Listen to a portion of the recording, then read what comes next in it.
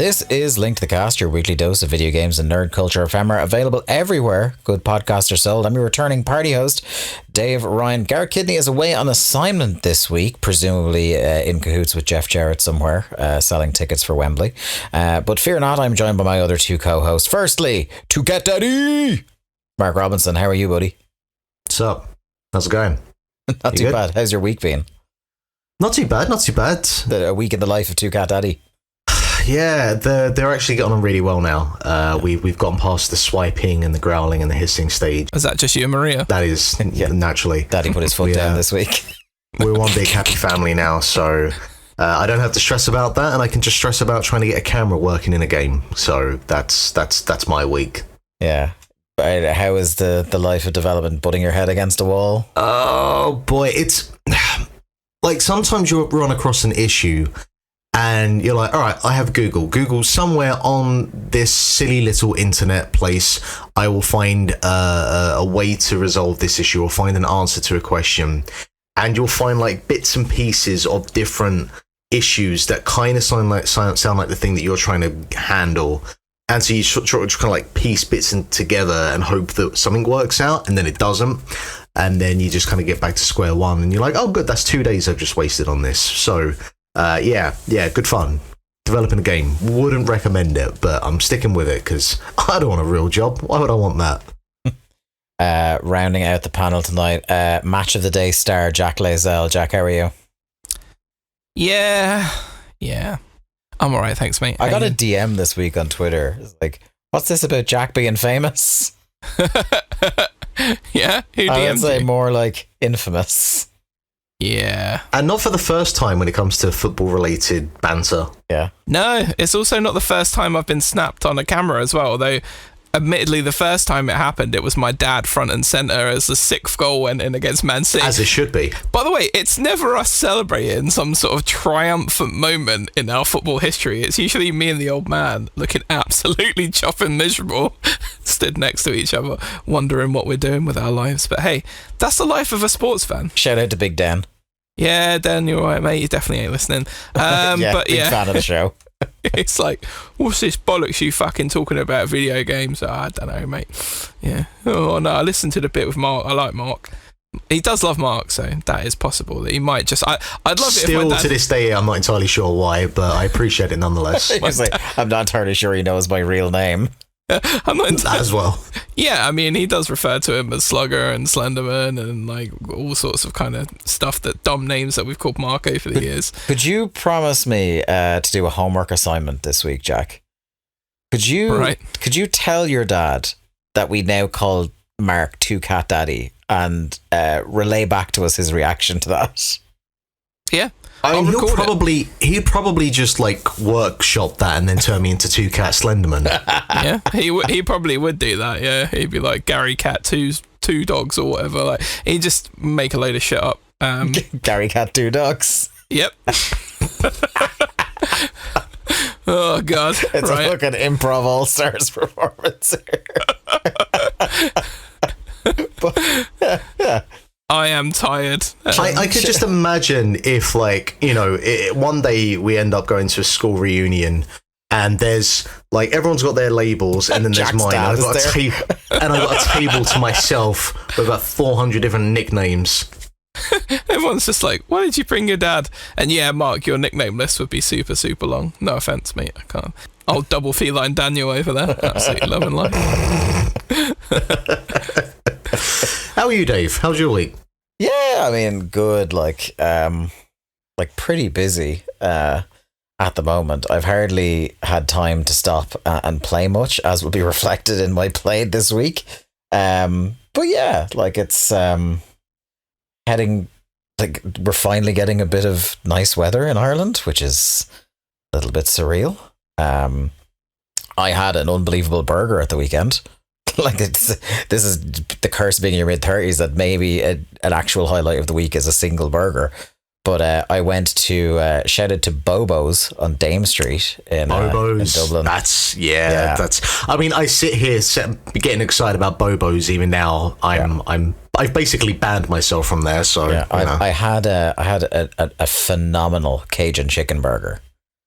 I was like, I'm usually like, I'll go for a beef burger most of the time, but if you got a Cajun chicken burger specifically on a menu, that's what's happening. Dave, here's the question for you, and this is obviously for anyone who has frequented Dublin anytime recently. You go to the counter, what you getting? I mean, all this is getting cut out anyway, Mark, so it doesn't really matter what I was going to say. Oh, no. No, Jack, no. This is great chat. I have two notable stories from the counter, and both of them involve gentlemen on this very podcast. The first is I legitimately saw Mark Robinson eat a half-pounder burger with a rake of toppings, a whole bowl of fries, and a large drink in sub 4 minutes, and then run about half a mile down to the Quays to get a bus. The pressure was on. Like, my hands were tied. But what it's do you like want to do? most rational people just wouldn't have ordered the large burger.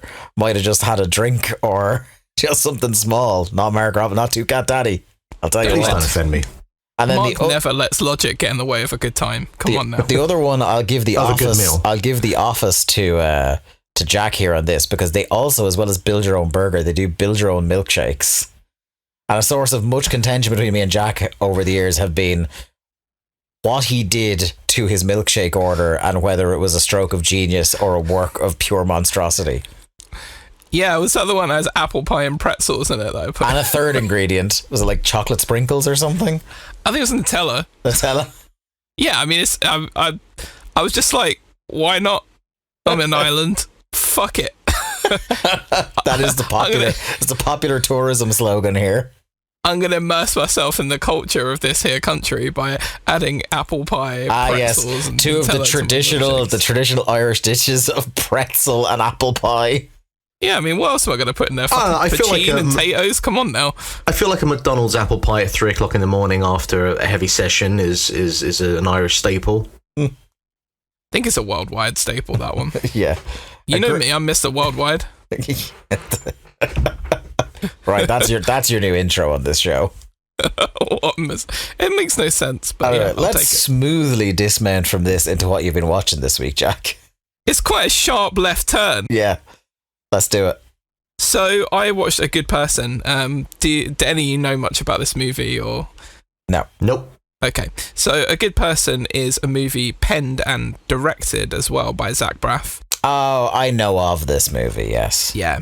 So he wrote it during the pandemic, and it stars Florence Pugh, who was then his girlfriend, but I think they've broken up now, but they're still cool with each other. I don't know what the whole thing is. I don't follow that kind of stuff. Anyway, they so she obviously had quite a big influence, I think, in a lot of the direction of kind of the character and some of the bits and pieces that are associated with her in the movie. But the basic premise of the movie is Florence Pugh and her fiance basically doing quite well, looking at getting married soon, and she's working for a pharmaceuticals company, she's a rep, and everything's kind of going well in her life. But during a moment where she was driving her potential brother and sister-in-law to a shop to kind of pick out a wedding dress, she crashes the car. Because she checks her phone, checks something on her phone, she crashes the car, and they both perish. And that is kind of right at the start of the movie, so it's not giving too much away. And then the rest of the movie really is her kind of coming to terms with that grief and kind of just the journey that she goes on, and struggles kind of with addiction, and ends up trying to make good with the father of the people who pass away, and then obviously her ex, who's now kind of their relationship ended pretty abruptly. Obviously that's quite a difficult thing to get past, and then the teenage daughter of the two adults who passed away as well. So it's pretty heavy going. Everything I've just described Sounds real bright and breezy.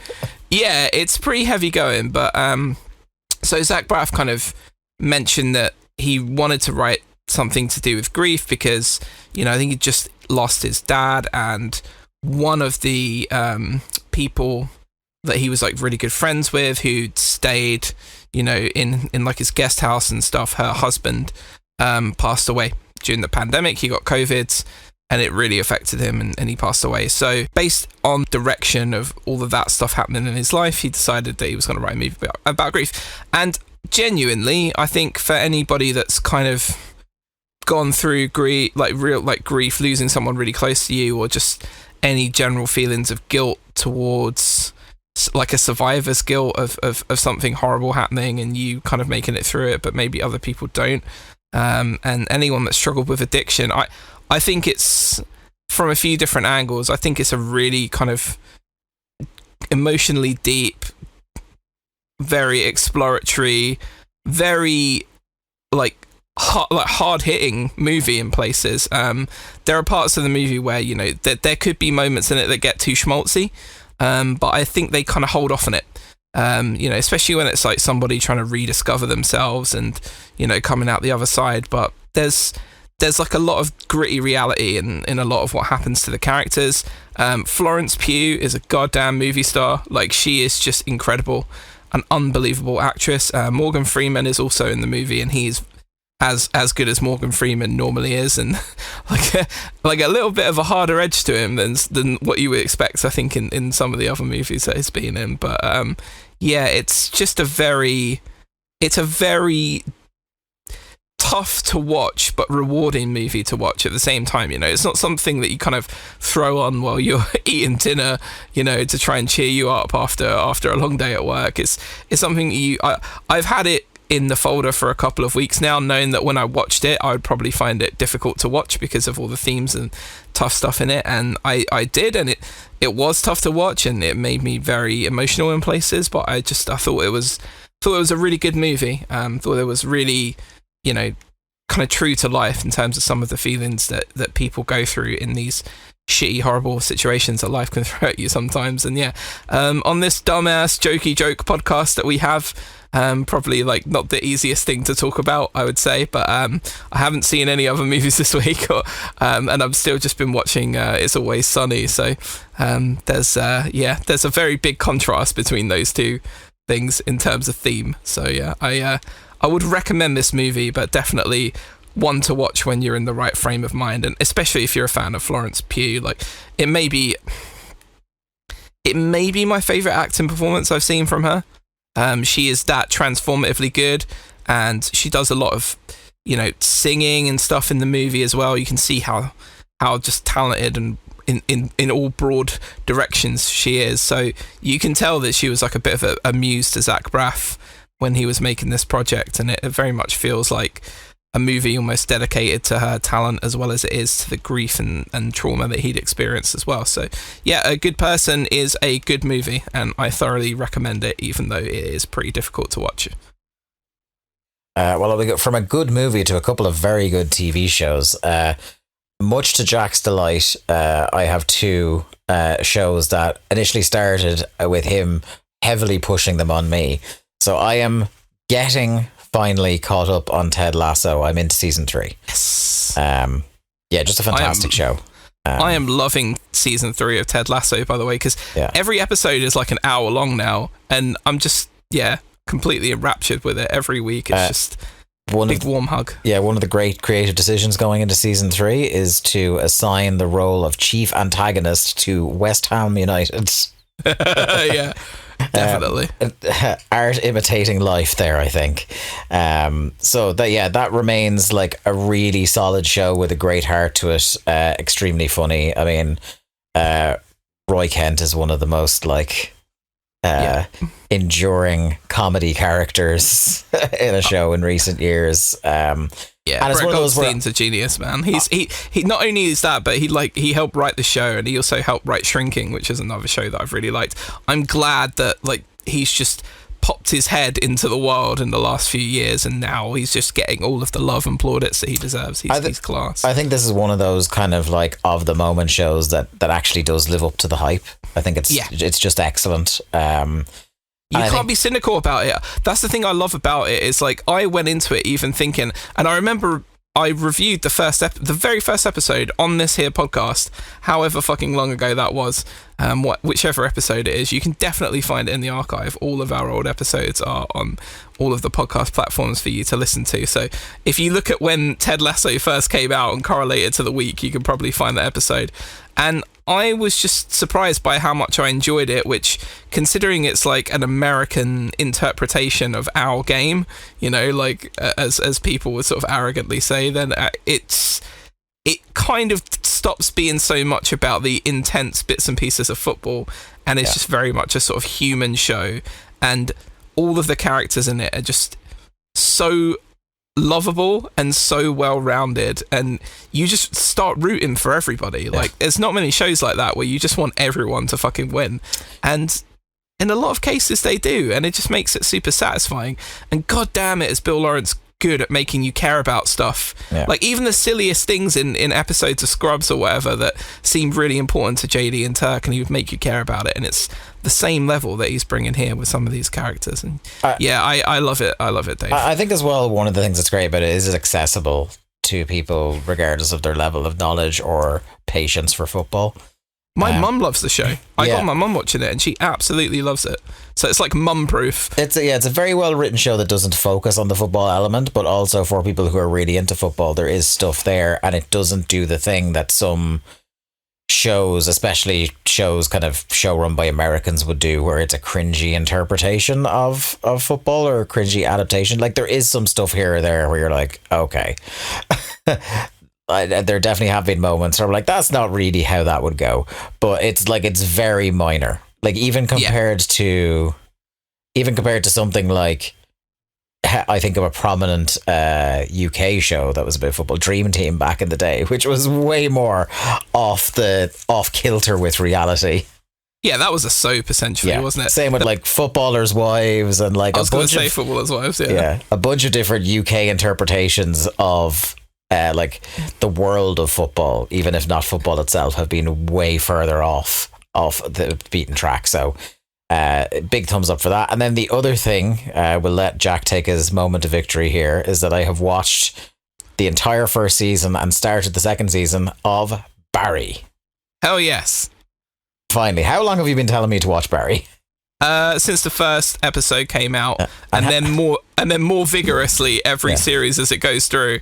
And then also, how long has Barry been telling me to watch Barry? Probably about the same amount of time, I would hope. I feel like you enjoy whenever Barry is on the show, that in our pre-show chat, you will try to bring up the show Barry so that the two of you can bully me into watching it.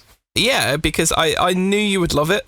Yeah. You know, where it's a bit like you guys trying to make me watch through It's Always Sunny. Like, you absolutely knew I would love that show, right? Yeah. So you were really excited for me to watch it. With Barry, because we share a massive love of Bill Hader, right? We are big Bill Hader stans. Me and Dave have, I'd say, a couple of times a year periods where we're just sending each other clips of old SNL sketches on YouTube, and Bill Hader is always in it. Mostly just, you know, a lot of the time it just breaks down to like, what's up with that and his Lindsey Buckingham impression. But I just thought, fuck. And it's so layered. Like, it's not just a comedy, or it's not just this or drama or any of that stuff. Like, it's so complex and so fucking weird as well a lot of the time. Because it's not a comedy, but it's extremely funny. Yes. And like, I am led to believe that, particularly with this, because the final season is airing now, is it? Yes. Oh my god. I'm led to believe it is. Oh my god. It's not like, it's not that the comedy is completely gone, but it's taken a backseat to an almost, probably not the same level of quality, but in terms of level of escalation, it's been compared to the likes of a Saul or a Breaking Bad, in terms of like, this shit is really like gathering steam, heading towards the finale. Well, it's funny you should say that, because I don't know if you saw Bill Hader talking about it in an interview recently, but he went and sat with Gilligan and Gould in their writer's room as they were making the last series of Better Call Saul.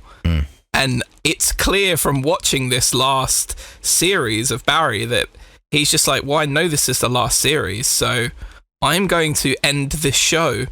And his choice to end the show, Dave, has produced some things, my friend, which you will get to in a few weeks' time, hopefully. Yeah. I'm zipping through this quicker than I zip through Ted, because myself and Emma are watching Ted together, which means like we get max one episode a day while we're watching dinner when we're in a good run and don't have Taskmaster to watch. Whereas I'm watching Barry by myself. I started off now. She will really love Barry, and that's kind of what I started watching. I went, I'm downloading this onto your tablet, and you're gonna watch it next because I think she's really gonna like it as well. And yeah, I was not prepared for how entertaining I would find the patter between Chechen mobsters. Oh, the Chechen. Well, NoHo Hank is one of my favourite characters in anything in recent years, right? Yeah. He is just brilliant. It's weird. It's like everything that you kind of expect from him, and the situation that he's in, and the type of person that he is, and how people react to around him. Yeah. And he's still just a very Hank all of the time. It's just a very strange person. Yeah. That is like, odd. How has he ended up in this life? Yep. Yeah. Just a complete one-off. That character, and his relationship with Goran in season 1 is fantastic. And then like every time you think a big scary serious Chechen is like, there's a couple of times where they do we're calling this guy in, and then this guy turns out to be like a different flavor of weirdo. It's terrific. It's a very, very well written show, and something that is already in season 1 displaying that like Bill Hader's got chops that extend beyond comedy. Like he's got some real, because he's, most people know the conceit of the show that he's a hitman. He kind of stumbles into maybe acting as something he wants to do, and he starts reflecting on his life and realizing through various things that happen to him out in LA that like he doesn't want this life for himself. He's also a former military veteran that's clearly still dealing with like PTSD. So there's a lot of layers to that character that he hasn't peeled back all of it yet to the point where I'm at in the show, but like there's depth and new elements to it being added. And I was kind of worried with a particular subplot of season 1 that it would tread down I was a big Dexter guy back in the day, and it felt like it doesn't. Do you get me without like giving away too much of the plot if I say that it's very like prime Dexter? Some of the kind of like the tentpole ideas going on. Like you've got this guy who is like, has got a high body count. He's kind of hiding in plain sight, and he's like a whisker away from being caught most of that first season. Yeah. And I thought that was going to be, because the thing that tired me out about Dexter is that we just kind of went through that same cycle over and over again. And sometimes it would be good. Like the first 2 seasons of Dexter are great. Season 4 of Dexter is great. But then like when it wasn't at 100%, you're like, this is just fucking, it's the same thing again with just a new coat of paint. But so far anyway, I have not experienced that. And there aren't nearly as many fucking episodes of Barry as there are Dexter, so it doesn't really have the time to get as tired. But yes, Barry is a fucking excellent show, and I would expect I will be either finished or close to finished by the next time we speak. So that is very, very exciting. Mark, give us a whistle-stop tour what you've been watching. Yeah, so I actually didn't realise this, but coming up soon in the next week or two is the 20th anniversary of Interstellar 555, which was the anime film that accompanied the 2001 very infamous at this point album Discovery by Daft Punk. One of the greatest dance albums, electronic albums of all time. I'd say one of the greatest albums. They're one of the greatest albums of all time. Incredible album. It's like, a top 10 album for me, definitely. Yeah, it's a top 10 album for me as well, genuinely. And I think the weird thing is, a lot of people kind of, who are into rock music or, any kind of like prog, weird, really weird genre stuff as well, jazz, all sorts of people. Like, I went to uni with a lot of music nerds. Like, I have a degree in music. Universally, the one thing that was accepted by everybody of wide, diverse breadth of taste was that Daft Punk fucking rules. Like, absolutely. That's the one band that, like, or the one artist that would completely unite everybody. Daft Punk, man, they are awesome. They're a band that I'm very glad to have ticked off the bucket list before they packed it in. Absolutely hate you for that, because I never got to see them. That might be the only Well, band. can I console you by saying I only saw half of their set because I was in a vehement disagreement with my friend who I was at this festival with, and he was under 18, I was over 18, so I was like, I had to like sign that I was responsible for him at this thing. Jesus. And he wanted to go see the Killers instead. Oh no. So we had to bail out halfway through Daft Punk to go to the Killers. That's not good. There is a photo of me somewhere aged 18 flipping the bird at the Killers because I had to miss the rest of Daft Punk. See, now I saw the Killers like when they were in the peak of their powers. They're a good band. Yeah, Oh, they're a perfectly serviceable They live are band. not Daft Punk. No. I would rather see Daft Punk. Yeah. I would rather see, I'd rather see Daft Punk once than the Killers like 50 times. Out of loyalty, the Killers came back to that festival a couple of years later, and on point of principle, I went to Manic Street Preachers instead. Yes, but I'd also rather watch Manic Yes. Street Preachers than the Killers Naturally. as well. 100%. Horrible clashes at that festival. Yeah, oh mate, there was one year that it was Rodrigo Gabriela, Queens of the Stone Age, and Muse all at the same time. Oh, that is disgusting. I've seen all three of those acts and they all rule. Yeah. Anyway, Mark, you've been watching some stuff? Yeah. So the shocking thing that may come to some people, considering this is a top 10 album for me, is I'd never actually seen this film before. I've seen, so basically like the music videos that accompanied like the singles for this album, they're all basically like that part of the film is just then spliced and then that's the music video. So I've seen, the music videos for Digital Love, One More Time, Aerodynamic, etc., but I'd never seen the whole thing as a continuous piece. And the other thing that I didn't realize is that I always knew obviously that this thing existed and it was an anime film.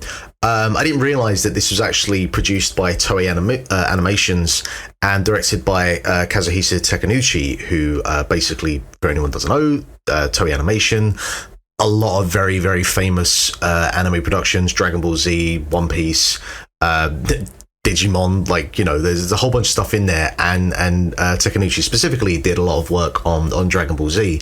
Can I just say, you can't mention Digimon without mentioning Garrett. We just have to make that Contractually obliged. Yeah, big shout out. Yeah, big shout out to Capital G. to the G-Man.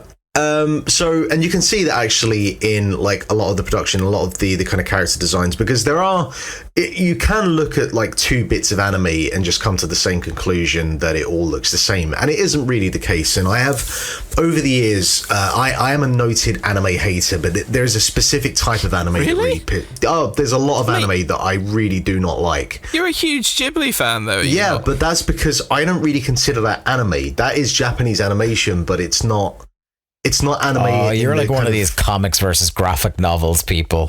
I think I am. I think I am one of those cunts. Absolute piece of shit. But so you can see like the way this looks. It looks more in line with the sort of anime that I would watch. It has a lot of like visual flair in a way that like a Cowboy Bebop would have. And so, visually, I think they do a really good job in matching up the music of Discovery with this film that, obviously there's no like words spoken, and Discovery itself is not like a very kind of lyrically dense album. So the visuals have to do the heavy lifting in terms of telling the story. And it's not like a massively complex story, but it does an effective job. The thing about this though that I think is wild, right? I need to explain to you, plot spoilers coming up for a 20-year-old film. I need to give you the motivation of the bad guy or the antagonist in this film and what he's trying to do. So basically, you have these aliens who are, they're humanoid figures and they're blue, who are a famous like band on their planet or galaxy or whatever. And a military force comes and abducts them, brings them to Earth. And they are basically whitewashed. They're made to look more like humans, and they're kind of brainwashed, and they become a famous band on Earth. and there is a very obviously looking malevolent kind of evil record producer or agent who oversees every kind of aspect of them. And basically a bunch of things happen, and then the band escape, and then they're looking for this guy. And they make their way to like this kind of manor or mansion where they discover a room. They find a journal revealing like the evil guy's plans. And basically he's been kidnapping alien musicians from various worlds and galaxies, passing them off as human musicians in order to acquire 5,555 gold records, with which he can use then to rule the universe. And I don't know, but I'm just thinking there must be an easier way to acquire 5,555 golden records than abducting a bunch of musicians to, win these awards. But Mark, just putting you on the spot, I'm giving you 20 seconds. What's your pitch? How are you acquiring those records? I'm stealing them. Giant magnet. I see. But then you're stealing them, but are you stealing them from somebody that kidnapped a bunch of aliens and put them off as humans so that they life is all just one giant power struggle. If I'm not trying to get those 5,555 gold records, someone else is. Okay, fair enough. I like Dave's idea of a giant magnet. Yeah. But Dave, can I 10-minute movie. Dave, can I and it has to be a golden magnet as well. Yeah. Can I pitch to you, how about an even fucking bigger magnet? Yeah. Wait. Even bigger space magnet. Yes. Just your mothership is the magnet. Okay, but also lasers. Yeah. With lasers. Yeah. And dry ice. Yeah, dry ice is essential. Yeah. There you go, Mark. Is this a better become movie. a fucking Spinal Tap concert? Yeah. And the specific joke from The Simpsons where Mr. Burns tries to play Ride of the Valkyries and Waterloo by ABBA comes out the speakers. Yeah, this one goes up to 5,556. There he is. But anyway, this is really cool. If you've never seen it before, if you like Discovery, I think this is definitely worth. It's only an hour long because it is the length of the album, but it's really cool to kind of see the visuals and the story told with the music that accompanies it. So yeah, it's really cool. Do you know, genuinely, the first time I saw this, Mark, I downloaded it off LimeWire. That's how old this is. I mean, yeah, it's 2003, and like it's just one of those things where limitations is up. By the way, just saying. It's one of those things where I've always known it existed, but I never got around to just even buying the DVD because no one buys DVDs in 2023, and it isn't on any kind of streaming platform. So the way to watch this was done through dubious means, which we'll just leave it at that. But you purchased it. We got to do. No, he was smoking doobies. I see. There you go. Dubious means, yeah.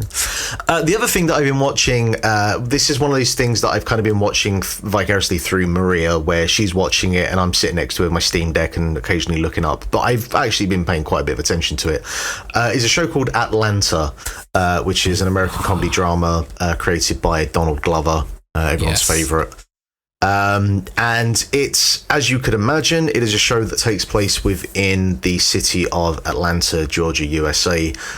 Which stars Donald Glover, Brian Tyree Henry, Lakeith Stanfield, and Zazie Beetz, and it's really just a kind of a show about these people just trying to kind of live their life, and the sort of the struggles of being poor in America and being black as well, and the challenges that comes with it, and it is one of the most absorbing things. And I say this obviously, as I said at the start, that I'm not kind of fully watching it because I'm playing games and whatnot, but it more often than not has taken my attention away from what I was playing, and I've ended up just watching kind of large portions of it because it's generally one of the most absorbing television shows I've watched in a long time.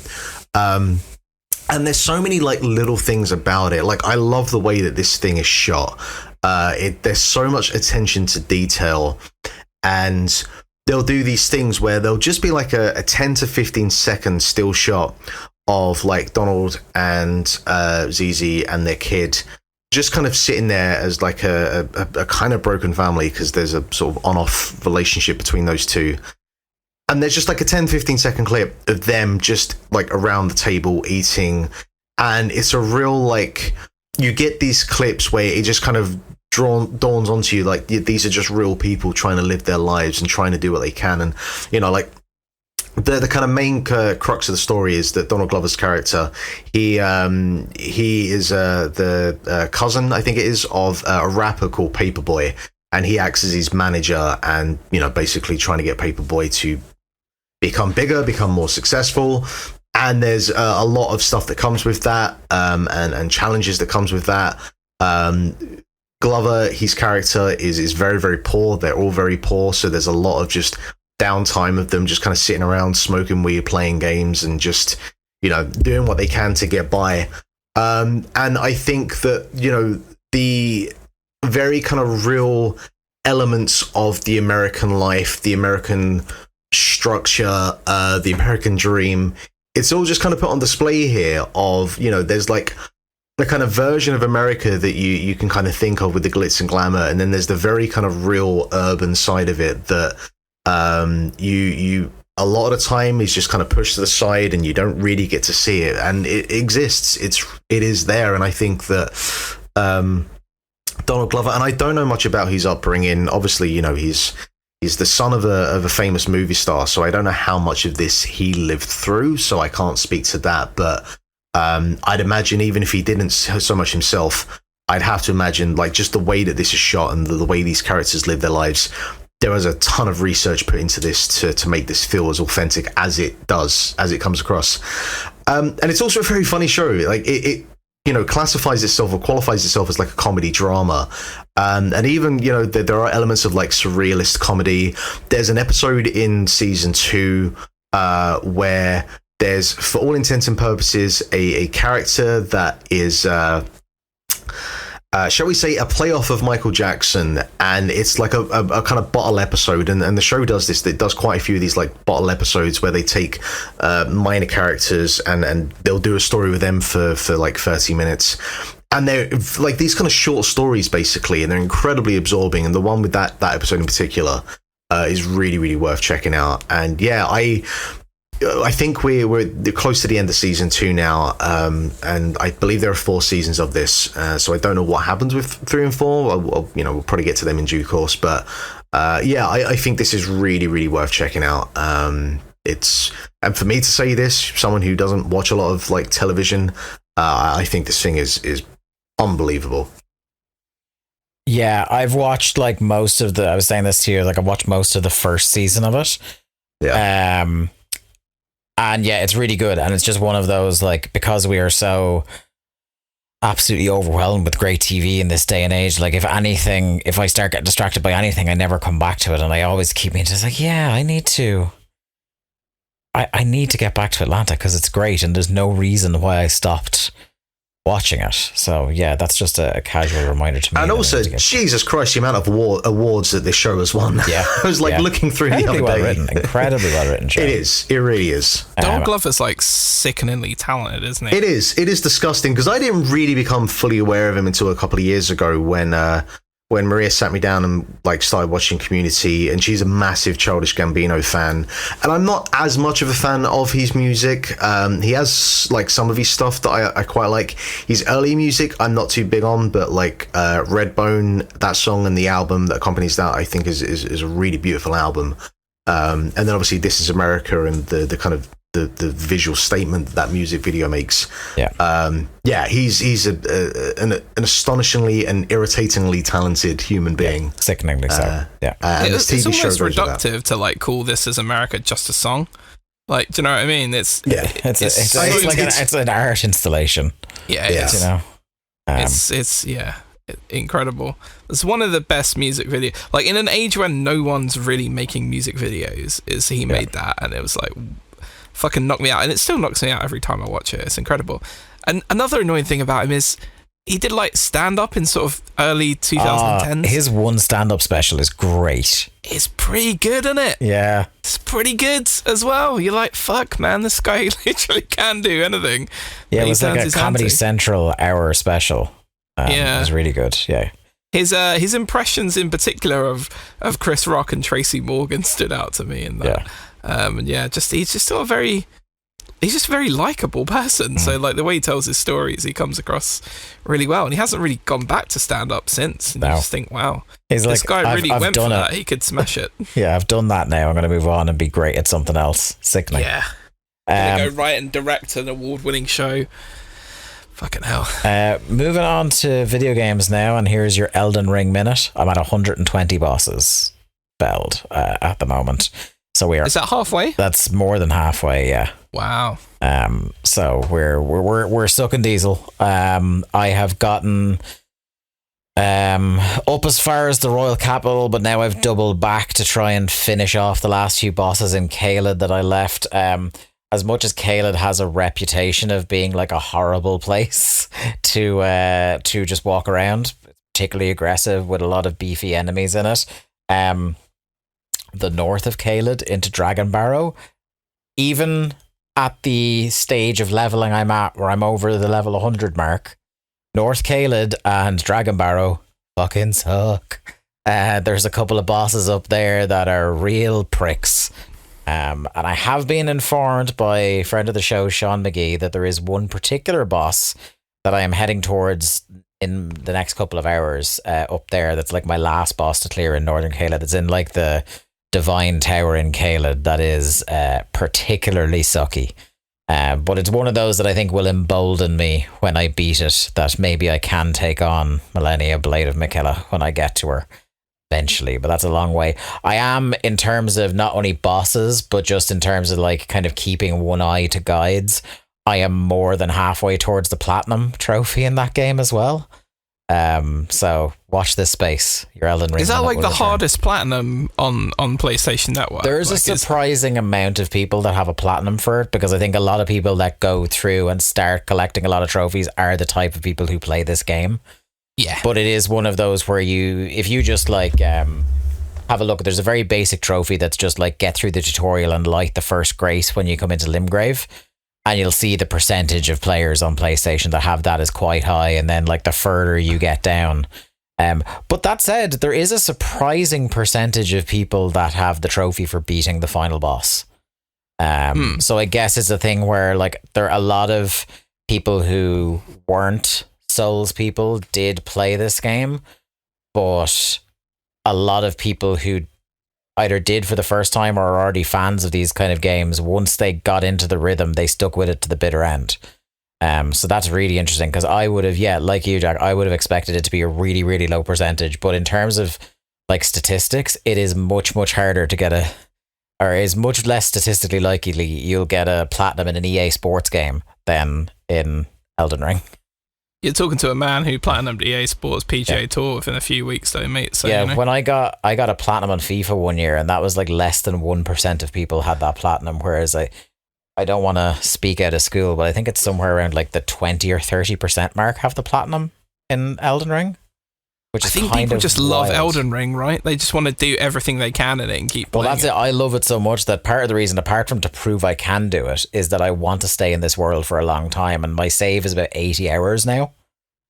Holy shit. And like there's about 4 or 5 entirely different areas I haven't gone to yet. Like the capital. God. Like it is one of the, like, I don't know in terms of square mileage, but it feels as vast and as diverse as things like The Witcher 3 or Breath of the Wild that I put up on a huge pedestal in terms of open world exploration. There are entire areas that are just absolutely massive, that are completely hidden away from you, that you don't realize are there until a certain point. And so many, one thing it does have over Breath of the Wild is not only does it have those huge outdoor areas and different biomes and stuff like that, but it's got way more classic dungeons than Breath of the Wild did. Not that I like, again, Breath of the Wild is in my elite list of games, but Elden Ring, I was writing this on Twitter about a week and a half ago. I'm legitimately at the point now where I'm willing to have the conversation about, does Elden Ring get into my personal top 10 of all time? Wow. It's getting to that territory. It's not as rushing into it as Cuphead was yet, and I think it's because there's so much left of this game for me to explore. But I think that's a conversation I'm going to have with myself, which is wild. I thought I'd beat it once I committed to it, but I didn't think I'd get to this point of delight with it. Yes, that is your Elden Ring update. Jack, you played a game that I was like, I'm going to wait until autumn to get this on sale, but then I cracked when I was slightly pished on Bank Holiday Monday, and it's somewhere in the postal service on its way to my house, and that's Jedi Survivor. This game is really fun, like really, really fun. Aside from grumbling about the ridiculously unnecessary 150 gigabit or whatever it was to install it last week that meant I couldn't play it. When we stopped podcasting last week, I did start playing it, and I'm having an absolute ball. It's a continuation of the first game, so a lot of the moves and mechanics and the way the natural gameplay is kind of ape the first game. So if you played any of the first game, you'll be able to pick this up. Obviously, you have to. Did you play the first one, Jack? I haven't played the first one, no, probably, no. I observed the first one, but I'm taking all my cues about how close it is to the first one from someone who did play it, which is our friend Matthew Niner. So you are Cal Kestis, you are a rogue Jedi in the galaxy. It's kind of for anyone that's a nerd when it comes to the Star Wars movies. This is set somewhere in between The Revenge of the Sith and A New Hope. So basically the Empire is everywhere, and you are kind of part of a small resistance in the galaxy, but also at that point post Order 66, which was the famous order from the Emperor to execute all Jedi. Basically, as a Jedi, you are pretty much an enemy of the entire universe. So you are having to be extremely cautious with what you're doing. But this game centers around Cal and his discovery of some ancient Jedi temple, where he found a member of the High Republic, which is the Jedi before, a couple of 100 years before the fall of the Jedi. So he finds somebody, trapped in a Bacta tank, which, for anybody that knows Star Wars, is like a regenerative tank that will keep somebody alive. And he frees him, and he's basically, despite being a Jedi purist, his couple of 100-year-old values make him not the nicest person. So it's then Cal's kind of atonement for the rest of the game to go and chase him and hunt him down. And it's a really fun game. Funnily enough, dicking about with a lightsaber, flying through the air, using the Force, pulling and pushing people away, and like jumping, and just doing all of the cool stuff. Lots of really fun sort of platformy stuff and climbing in this game that just feels really fluid and great. The combat just feels it's exactly kind of where you'd want to pitch it for something like this. Has a similar feeling to me that when I played Spider-Man, it just feels like when you play the Spider-Man game, it just feels like this is how it should feel. Like, this is how it should feel to play as Spider-Man, and it's the same. This is how it should feel to play as a Jedi. And it's kind of not necessarily an open world game. You've got like a few different planets that you traverse back and forth to walk between. There's like a few side quests and bits and pieces along the way that are woven into the lore, but they all feel like they come out with like an interesting story, or like you get it and you gain a character in the central saloon pub on Kobo, which is like the main kind of central home planet that you tend to gravitate towards. So most of the time it feels really rewarding doing the side quests. They don't just feel like repetitive grinds. They are interesting. They unveil new characters. The detail in this game in terms of the objects and the lore and the bits and pieces, because you have a robot pal called BD1 who Cal introduces to everybody. BD1 like it is his best friend and not like a tiny little droid, which is like I like that. Very much a droids are people too kind of attitude, which is cool. But he's your little pal, and he can scan everything, and every single mission you do and every object you find, if you wanted to, there's kind of like such in-depth lore that you can read. I remember Dave saying a similar thing about Elden Ring, actually, not comparing this game to Elden Ring, even though the sort of sites of grace meditation points are quite similar. So they have kind of nicked that off the Souls universe a little bit, but loving it. There's a difficulty in the game, therefore I started on a harder difficulty and then I notched it down just one level. I was like, yeah, this is I'm not finding this as easy or as fun as I want it to be, and just notching it down that one level, I found the right notch for me to just carry on playing through the game and enjoying the combat and not feeling like I'm being shit beaten out of me. You know, it's challenging enough, like where I'm not getting the best of every single big boss that I'm fighting straight away, but still just enough for me to feel comfortable playing it. And yeah, it's a whole lot of fun, Dave, is all I'm going to say. I think if you're into Star Wars lore and stories and stuff set in Star Wars universe, I think you'll really like the game too, because it is one of the better written, so far anyway, I think one of the better written Star Wars adventures that I've found. I loved Fallen Order. I thought it was a very well written game. Again, yeah, there is definitely an element of the, like, it's, now that I've played one, I can see it, how it's interpreted as kind of like baby's first Souls game. Yeah. But that doesn't take away from the fact that, like, it's a great experience, and the feeling of, like, one of the things I think that's great about it, and I hope carries through to Jedi Survivor, is I think it's got incredibly intuitive level design. In terms of, like, you know where you have to go and you know what you have to do, but the stuff in the environment that guides you that way isn't overly obnoxious. Like, it's not arrows pointing one way and everything is a bright yellow flashing ledge. No, it isn't. But the thing that I like about this game, right, is that if you want it to be like that, if you want to switch on hints, if you want to switch on a thing on the map that tells you exactly the path that you need to travel, you can do that. But at the same time, it's way much more fun, like you say, Dave, to kind of, play around in the environment and, get used to it and the feeling of it and the traversal and the exploration sides of the game, because they are, to me, like some of the most fun elements. Like just going through deserts and like finding, oh, okay, there's like a side cave here. What's going on in there? Yeah, like you say, it is Soulsy. It is Soulsy. It's not, as kind of well crafted and developed, I think, is what I saw from the sort of 10 to 15 hours of Elden Ring that I played.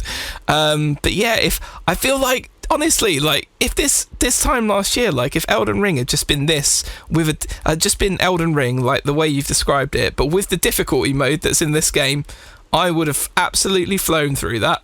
But they don't. They stick to their guns and they have their specific type of game that people enjoy. And unfortunately, I can't get on board with that. But this game here, difficulty mode, and like options and customization and all the things that you want to make it easier on yourself, like points out quests and stuff, like, but not intrusively on the map. Just generally quality of life in this game I really enjoy. And yeah, if you liked the previous game, from all reports it is similar systems, but I'm hearing a lot of people saying that the story in this one is actually even better than the first game, so I have no basis of comparison myself. I can just go across what people have told me, but I think you're gonna really like it, Dave, actually. How's I've read and seen some stuff about the game performance wise has been hit and miss at different points. There's been a lot of chatter about the fact that this game was made in 3 years, and that's basically unheard of for a game of this kind of size, and it's a AAA game, so a 3-year cycle for that kind of thing is pretty much unheard of these days. So like for you, have you run into anything that's major, or like anything that kind of backs up some of the thing I've heard, or has it just been like very, very minor, just not prevalent issues currently? Yeah, what I will say is that I played it, so there was a day one patch, so I played it from a day one patch, and the performance was juddery at first. The performance wasn't the best. It was noticeable, not noticeable enough to be game breaking, but noticeable in the sense that it's like, man, I wish it wasn't so motion blurry here or something like that. But they released a patch this week. I think it was Wednesday. And I've been playing it since, and I've had apps, and I'm playing on PS5, just for anyone out there who's curious, and I've had no real performance issues since. So I think if you're a PC player, you are probably furious, because apparently the PC version's still not quite right yet. And that just seems to be the sad tale now of AAA and PC and not getting it right. You almost kind of just think like, don't bring it out on PC at all when these games come out. Like, give it a couple of months after. The thing is, right? I'd spoken to someone and they'd heard that basically they just kind of took the code that was the console version and just lumped it onto PC. Can I verify that? Might not be true. And it's that kind of age-old thing of like, you know, if you're making a game for a console, just say the PlayStation 5, well, every single person that has a PlayStation 5, you're working all with the same architecture there. But like my PC and Dave's PC are two entirely different beasts. Yeah. And you cannot just, you know, hope for the best that, you know, whatever, it'll be fine. Like every PC is going to be different. The level of optimization that goes into making sure that these games can run. It's obviously you don't want to miss out on that audience because, you know, people playing games on PC is a very significant portion of that market. So you don't want to miss out on that. But yeah, is it a case of do you try and hold it off for 3 to 6 months to make sure it's ready, or do you just hold the game off altogether to make sure if you're going to launch everything at the same time, that PC version is ready? Because this isn't the first game that's had those issues when it comes to PC, and it's I don't know what the right answer is. Like, this is a question for studios to figure out the best way to manage this, but it's you know, it's not exactly like this is an outlier for this type of thing. And you'd really hope that the studios could avoid this kind of thing, but here we are. Yeah, agreed. And like, again, I think if I was a PC player, I would probably have a different story to tell unless I had some sort of like Megazord ass PC that could run absolutely everything. And maybe even then the performance isn't particularly great. I'm not sure, but on PlayStation 5 now... In Garrett's honor, we should have said there, Power Rangers! Power Rangers! Yeah, Power Rangers. Second Garrett reference of the week. I would have a different story to tell, probably, but playing on PS5 and after the patch that came out on Wednesday, it has pretty much alleviated a lot of the performance issues that I'm having, and which is good because it's just allowed me to just kind of connect in with the game and just really enjoy the story. And it's one of those games where, like I say, even the side stuff doesn't feel too grindy to me. It doesn't feel ooby, even though I love an ooby grind. And there is part of me that just likes ticking those little things off the map. But this isn't like that at all. Everything kind of just nicely ties back into the character. And you know what?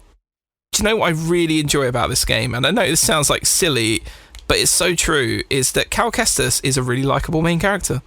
And I kind of connect with him and understand him and his motivations and his things, and you know, like, you just generally feel empathy towards it. And I don't know about you guys, but like, recent gaming, like, that isn't really that much of a thing anymore, where you have a really great main character that you just connect with, and you understand their motivations and you enjoy it and you get behind it, because doesn't seem to be that big of a deal these days. You usually have two settings nowadays, and it's either like completely kind of hollowed out avatar that you're supposed to kind of like it's almost like you create like a narrative in your head for them, because they have no, like the Link style of thing where they don't speak and you're kind of like inferring personality upon them sometimes. Or the other setting nowadays, which is quippy annoying man. Yeah. And he is neither of those things. Like, he is a Jedi. He is a person. You know, some of the customization in this game is brilliant too. Like, it, you know, you can make him like different colors of outfits, and you know, your lightsaber, there's like 5 different ways you can use a lightsaber in this game. You can go for like the double Darth Maul lightsaber, or you know, you can dual wield lightsabers. You can dual wield a pistol and a lightsaber, so you can be Han and Luke basically at the same time, which is fucking cool as shit, by the way, and really handy in particular situations.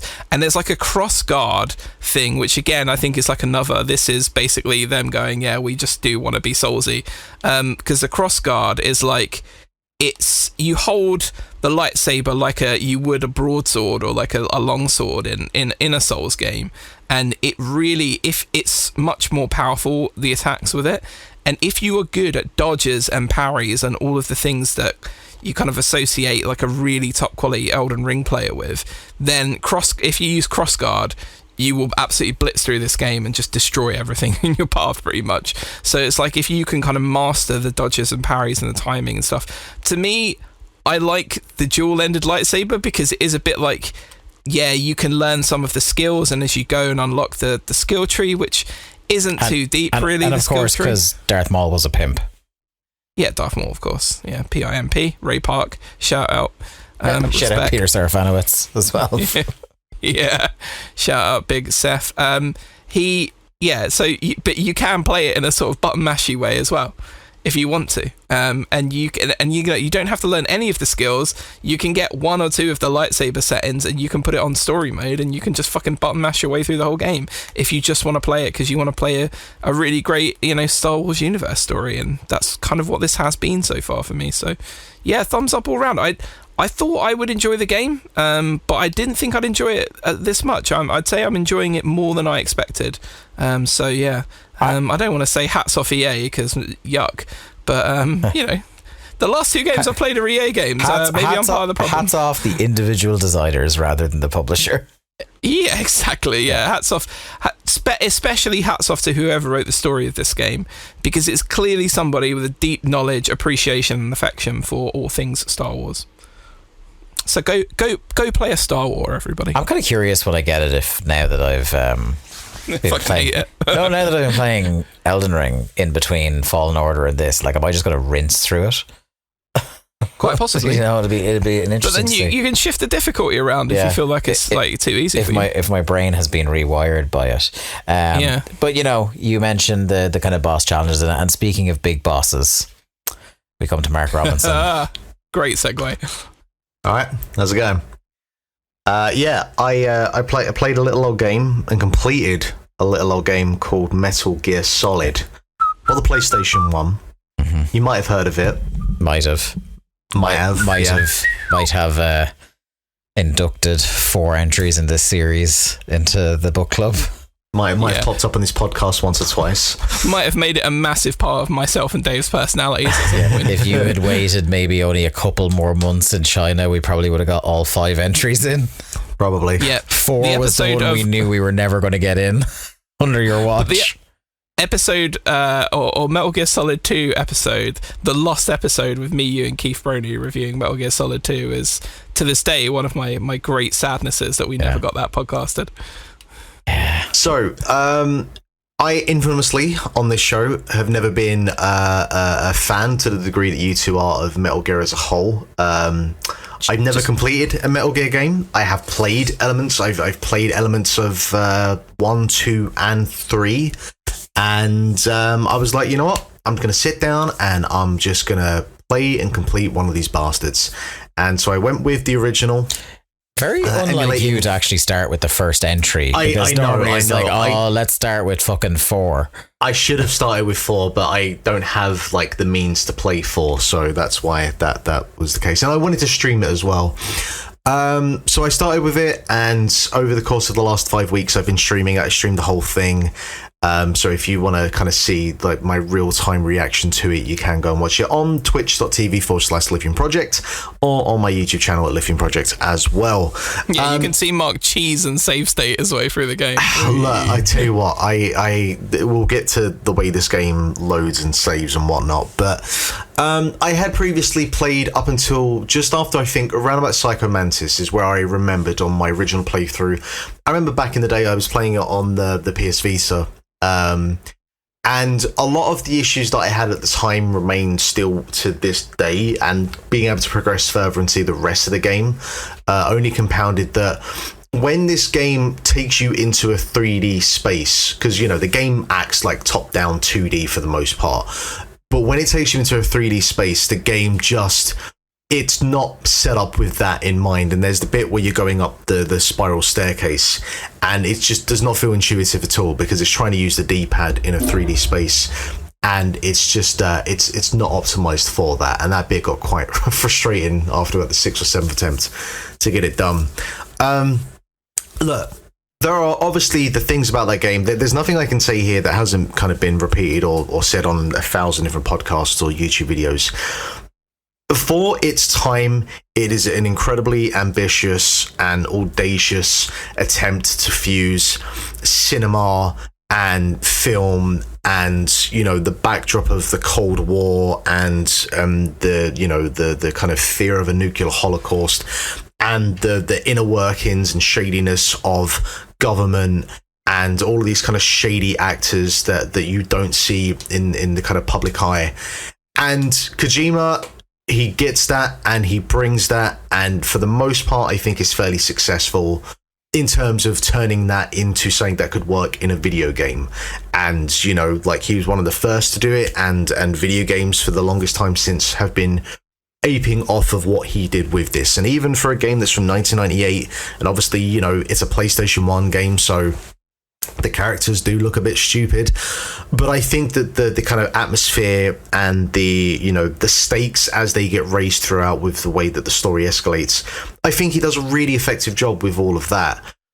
My biggest issue, and this has always been my issue, but I got to see this whole thing through, so I feel at least more kind of validated in being able to say this, is that, and I know that this gets worse with some of his other games that I'll get to at some point, he just doesn't know when to let a scene end, and he just doesn't know when to let these characters shut the fuck up. All right, Meryl, you've been shot 3 times by a sniper.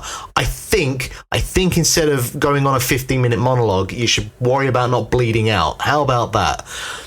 Every character, every boss that you fight has this 10-minute monologue where they sort of get humanized, and I see it, I get it, but it just gets a bit ridiculous, and every fucking cutscene goes on too long, and every like bit of dialogue or kind of plot beat that happens, you're like, right, boom, I get this, and then there's a twist or there's extra exposition that actually just confuses the player or confuses me more, even though I knew what was happening like 3 minutes ago. But he just, for the longest time, Kojima has been in desperate need of an editor or a filter to just take that idea and vision that he has and just kind of like chip away at the edges a little bit to just refine it to something that is more palatable. I will say Death Stranding probably proves that Metal Gear Solid was him with an editor. Yeah, well, if there's one thing you can say about Death Stranding, that is unfiltered Kojima. I do have Death Stranding. I did get it free from the Epic Game Store, so maybe one of these days I'll play that thing. I'm not one to put my house on something, but Mark, you'll fucking hate that game. Yeah. Hey Mark, can I also put a counterpoint though to everything you just said? Of course. You're wrong in your shit. I would have been stunned if I'd made it through this segment without one coming my way. So please. The fact that like a lot of your particularly towards the back half there, arguments came with like monologues and things like that. It's like we're not going to turn around old voice acting Robinson on certain elements of this. But the voice acting in this game like is better than a lot of voice acting that you get even today. It shouldn't exist, but it's not bad. No, I think that, and that's probably obviously goes without saying that one of the reasons this game is as successful as it was is the fact that the voice acting across the board in this is actually very, very strong. So yeah, no issues there. Jack, please counterpoint. Yeah, well, my counterpoint is that you're wrong. Cool, thanks. That's all I've got to say. No, look. It depends what you want, doesn't it? Really, like you saying that all of the exposition and stuff feels too much for you. You don't like all of the cutscenes and the, finding out the bosses, and you don't like the wacky No. Because there, you see, you misconstrue the cutscenes. I'm fine with the cutscenes, and I'm fine with the dialogue. It's just there's too much of it, and he doesn't know when to just say cut and like, right, we've got this 5 minutes cutscene here is perfect. It doesn't need to be 10 minutes where they just ramble on about either the same stuff or in a way where it's just it does feel a point where it's like Kojima just gets a little bit high in his own supply. And like, again, at the time, I'm sure he was making this going, I'm making something that's pretty fucking revolutionary here, and he's allowed to think that because it is. But there's a 5-minute version of this 10-minute cutscene here where you get everything kind of in and we move on. Please, sorry, continue. So I guess the counterpoint to that would be fuck off. No. I guess the counterpoint to that... it's Game of the Year all over again. Yeah, no. I guess the counterpoint to that, genuinely, is that it's a personal tasting, right? And clearly that you're of course, just not, of course. you're just not up for it. When I played this shit when I was like a young teen, I absolutely lapped all of this up. Like, I was excited for all of the wacky twists. I would laugh and I would hoot and I would holler and I would get into all of the characters and I'd be really excited. And like Shadow Moses just felt really cool, like this bass, like it. You know, to me, this was what, you know, I didn't play that much GoldenEye and stuff, and I was like, this feels like a James Bond game should feel. And obviously, it's such a massive inspiration, James Bond, as you can tell from, like, you know, when you hear the theme tune for Metal Gear Solid 3, Snake Eater, you're like, okay, yeah, this motherfucker loves James Bond, like you read about. And that's what this felt like to me. I really like stealth games. I really like games that kind of test your sort of mental fortitude and your patience, and, you know, like finding ways to stealthily work around enemies. And it just it felt like the right blend of all of that stuff. But when I got to the end of like a really challenging section or whatever, I absolutely lapped up the long cutscenes, because I felt like I'd earned this like random, you know, Japanese guy's like crazy vision for what a sort of James Bond-esque universe could be, where Solid Snake is like the greatest, you know, he's like fucking Jason Bourne and James Bond rolled into one kind of thing. Yeah, I think like I'm kind of in that school as well, where it's like the grandiose and excessive nature of everything in that game is part of what I'm in for. That I think like in editing that stuff down, and you make it less Metal Gear Solid. Ultimately less fundamentally special. It would still be a very good game, and in terms of like making a short, impactful, people still would have enjoyed it. But it wouldn't. I will say, I don't think a version that has like you said, like a 5-minute version of the 10-minute cutscenes, I don't think that series endures half as much, to be honest. I will say one thing that actually surprised me about the game is there was less stealth than I thought there was going to be. I was thinking that like every room you go into, you're going to be dealing with some stealth kind of section. Yeah, I think that is. And it's not actually quiet. Yeah. And I don't know how this goes for like the rest of the series, but that was one thing of note. But that is the James Bond thing, though, isn't it? It's like every James Bond movie, there's a bit where he's kind of sneaking around a base and trying to not get noticed. But then there's always the big action scene where a ship breaks down and he's like driving a tank through the streets of Russia or something. Like, there's always moments in those movies, and there's always moments in those games. And it's something that I think particular Metal Gear Solid and Hitman get absolutely spot on, which is, if you want to, you can be stealthy and you can do everything kind of by the book, not get noticed, but you know, you still have those occasional action sections. Whereas if you wanna, you can just blast your way through the whole game too, you know, and you don't necessarily get punished for it.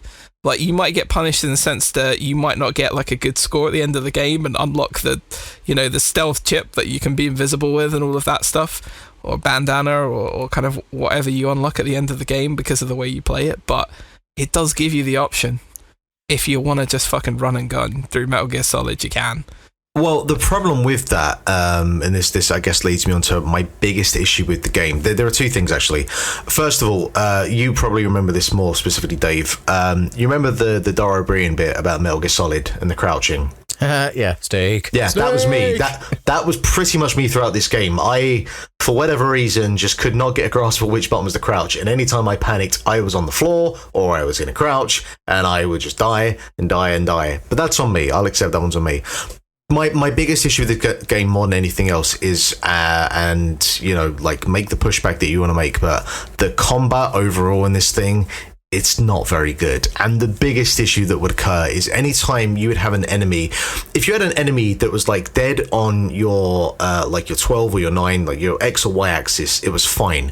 But anytime you had to deal with any enemy that was at any sort of angle outside of that, getting Snake to kind of position up to fire at them, I'd basically just kind of have to use the sort of AR-15, start firing, and then just do a spread and hope that I would catch the enemy on the way round, because trying to aim in a diagonal direction, and again, it comes back to this idea with this game that anytime you kind of have to try and use like a 3D space, it just doesn't know. Yeah. It's just not optimized for that in mind. Yeah, I do think, to be fair to it, like, it's more about how those themes show now. Like you think about when this game came out, and like you're literally like a year, 2 years into people trying to figure out that kind of stuff. Yeah. No, Do you know what I mean? I Like, do get that, and I have been conscious of that as I've been playing it, thinking about like, look, this is a game from 1998, and how do I view this? But I kind of think even at the time that would have annoyed the hell out of me. Yeah, like the idea of like an 8-point turning character is still relatively novel and unpolished at this stage, and I think that's borne out by the fact that like as the games progress in the series, that stuff gets better to the point where like the last one did like comfortably the best gameplay, as well it should be. Like that should be reflective of like how we progress and how we understand and develop gameplay as time goes on. And unfortunately that stuff from the mid to late 90s, like early kind of N64 PS1 stuff, oftentimes the gameplay is what holds up the worst. I know, but the thing is though, because I was thinking about this, and it's like, you know, I was looking at, and maybe this is an unfair comparison, I don't know, I was thinking about like two of the best games, or most kind of critically lauded games from 1998. On one hand you got Metal Gear Solid, and on the other hand you got Ocarina of Time. And maybe this is a biasy thing, because Ocarina of Time was like my game from that time that I played, where I know like Jax's Metal Gear Solid. And I play Ocarina of Time even to this day, and for me, all right, sometimes the Z targeting is a bit wonky, but for the most part, that game plays just as well today as it did in 1998. And again, that might just be my biasy thing because it's the game that I grew up playing, but there's obviously the N64 graphics and whatnot. Hi, Sean McGee. Aside, I think that the actual playing of the game and the mechanics of that game still hold up, and you don't feel the way that the mechanics of age in a way that I feel not across the board with Metal Gear Solid. I think there are parts of it that still hold up very well, but I do think the combat in particular is something that, and I will be curious because I do intend to play Metal Gear Solid 2. I am going to start that from next week. You will hate that. Well, I remember playing it. I've played up until the point Raiden has to start swimming, and I wanted to throw my controller through the screen. So I plan to get past that, and I will play that game from beginning to end, however long it takes me. Yeah, I think like it's one of those where like, yes, the gameplay gets more refined in 2 over 1 as you would expect, but also the Metal Gearness of it. Oh yeah, I know. Oh, Metal Gear 2 of the first 3 is the most Metal Gear, Mark, by the way. I'm aware. Well, I mean, you say that, but there are elements of like Metal Gear 3 that even like Revolver meows. Like, come on. I mean, can I just say, you will not sit here and disparage Revolver Shalashaska Ocelot on my time, son bitch. That motherfucker. This is my segment, you son bitch, right? So I'll say whatever the fuck I want. Right, I yield back to you. Go. Ocelot is the GOAT, okay? That motherfucker is always working for someone else. Yeah. He is never working for the person you think he is. Working for someone else yet again.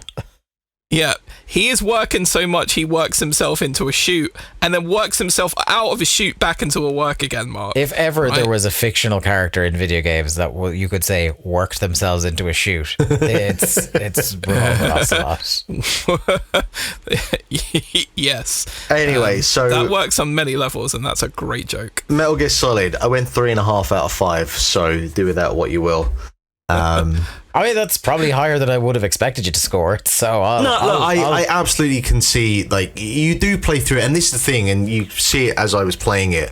There are moments where I'm like, all right, I get this game, I get it. Like anytime, obviously, the Metal Gear theme starts playing, thumbs up.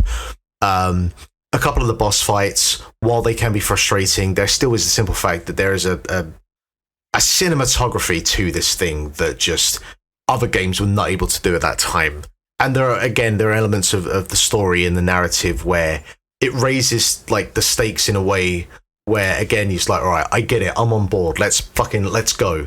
But there are the other things. And there's also that, like, one of the things that was just so thrilling about it, every time you got a new Metal Gear game, is just the sheer amount of, like, you're just trying shit that no one else is doing here. And like, whether it comes off in a way that's brilliant and you should carry it forward, or it's a thing where it's okay, that was a pretty sweet gimmicky thing, but let's never do that again.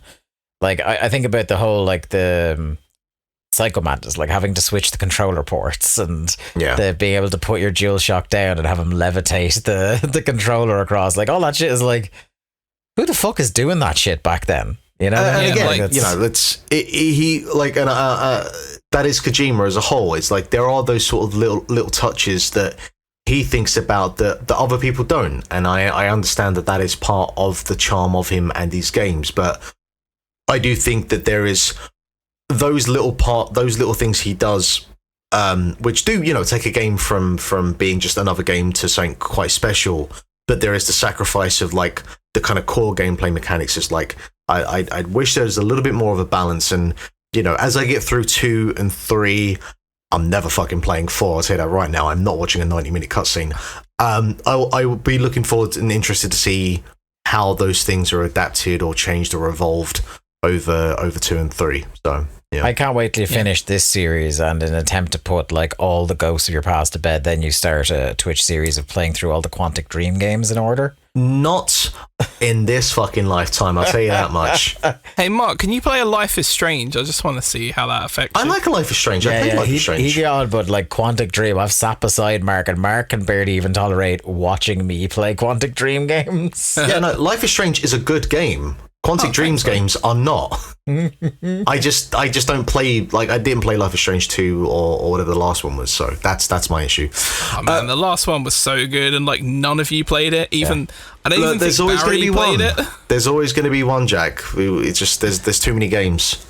Yeah, no, there is, but like that's the thing as well. Like even on Game of the Year, it was not last year's Game of the Year, the year before when True Colors came out, and it was so fucking rad, and the storyline was so great, and honestly, the characters were so well written, and it was so emotional, and I was like, I'm the only guy that played it. So yeah, I at some stage I'd love to see you.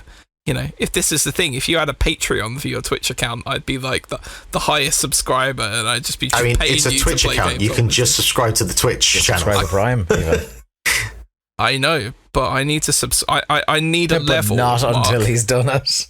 All right, Mark, all I right. need a level where I can choose what you play. Okay, all right. I want to use you like my avatar, and I just want. Is to it see not what enough you- I'm playing Metal Gear Solid 2? I mean, that is good, and I will be watching you doing that. And I did. In any moment where I was available, watch you play through this Metal Gear Solid as well. You did. I very much. I had like you, Brony, and Chaz just willing me to the end of that game on Tuesday, and I very much appreciate it. So yeah. when you started, because at first when you were just like eating shit, I was like, oh, he's kind of eating shit, but then you started doing well, and that was when I started to troll you with like, I completed this game when I was like 13, man. And you were sat here struggling, and you were just And like, I think I went on a 2-minute rant about Cuphead to you, but anyway. yeah, you're not wrong about Cuphead, by the way. And maybe if I had a Twitch channel, then you motherfuckers would be on me. Oh, about that would be the Cuphead, first so I thing. get it. That would be the first thing. And Elden Ring. The other thing, just to follow up from last week, Cassette Beasts, which is definitely not a Pokemon game. There was a couple of things. One of my favorite, like, Mark goes, like, talks for like 2 minutes straight about this game, and the two boys, like, fuck a Pokemon game, man. No, but the thing is, me and Garrett both found the same image, I think, at the same time of like what the overworld looked like in Cassette Beasts, and we were both just collectively like, this is a DS Pokemon game. Yeah, man. there's a couple of things I didn't get to mention last week. One of the things about the overworld is that there's way more in terms of like how you get around the overworld compared to, like, you know, the closest comparison to a Pokemon game would actually be Scarlet and Violet, because for a start, your character can jump. You get like a glide ability, so you're using that to get, like, you know, to different parts of the environment in a way where, you know, like the DS and prior Pokemon games, you're basically working on a 2D top-down plane. This is more 2.5D, but the environment is a 3D space that you can actually interact with. So the kind of closest comparison, actually, I guess not too much in terms of actually how quickly you move around, but there was a game from 2 years ago that I was talking about called Crosscode. Yeah. Where there was a lot of like having we both enjoyed Crosscode a little bit. I fucking love Crosscode, but there's a lot of that trying to, like, you know, you come to a specific area and there's, like, you know, a pillar that you can get to, and you have to figure out how you jump across like different parts of the environment to get up to that. So it's like, you know, just a bunch of kind of mini mazes that you're working around, and this does a version of that. And there's, you know, depending on different beasts that you pick up, some of them have certain abilities that you can then use in the overworld. So it does, elements of that which I think are unique to this. One of the other things as well, and I was talking about this last week with the beasts, and in terms of the actual combat. So I mentioned that you've got a couple of different types of beasts that you don't have in Pokemon. So you've got like the plastic type, there's the glitter type, a couple of others, astral plane or something. And again, they have different strengths and weaknesses, and the way that they're adapted into combat feels a little bit more advanced than you would get in a Pokemon game. If you're using a poison type against like a rock or ground type, if you hit them with a poison move, the poison gets embedded into them, and they basically get these like poison spikes, which will then do damage to you, and then they can do damage back to you. So you have to be that little kind of extra conscious of that kind of rock paper scissors mechanic on what works against what. And I think the game does a really good job of kind of expanding on that using Pokemon as the base template. You actually have more than 4 moves. I think each beast can have up to like 8 moves, and the way that the moves work is they're called like stickers, and basically you can on the fly swap and modify stickers. Obviously, different beasts have different types of stickers they can use that are specific to them, but you can take a bunch off, put them on those stickers that you have, then you can put on another beast if they're applicable to them. And there's a greater range in terms of like how you can customize your beasts for your team, which is, I don't think Pokemon is ever going to get to like, hey, your Pokemon now have 8 attacks. I doubt they'll ever go past the 4 attacks. So it's nice to see a game of this type doing that, and it just means that there's just a little bit more flexibility in combat. And the other thing as well, I don't think I mentioned this last week, is that you have a meter that's charging up throughout your fights, and when it fully charges up, you can actually fuse, because every fight you do, it's you and your partner, so there's always 2 of your beasts on your side, and you basically do the kind of Goten's fusion thing where both the beasts kind of smash into each other. And I don't know, I haven't seen exactly, but considering there's like 120 beasts in this game, as far as I can see so far, any 2 beasts will fuse together to create like a kind of hybrid of those 2 that has its own sprite and has its own name.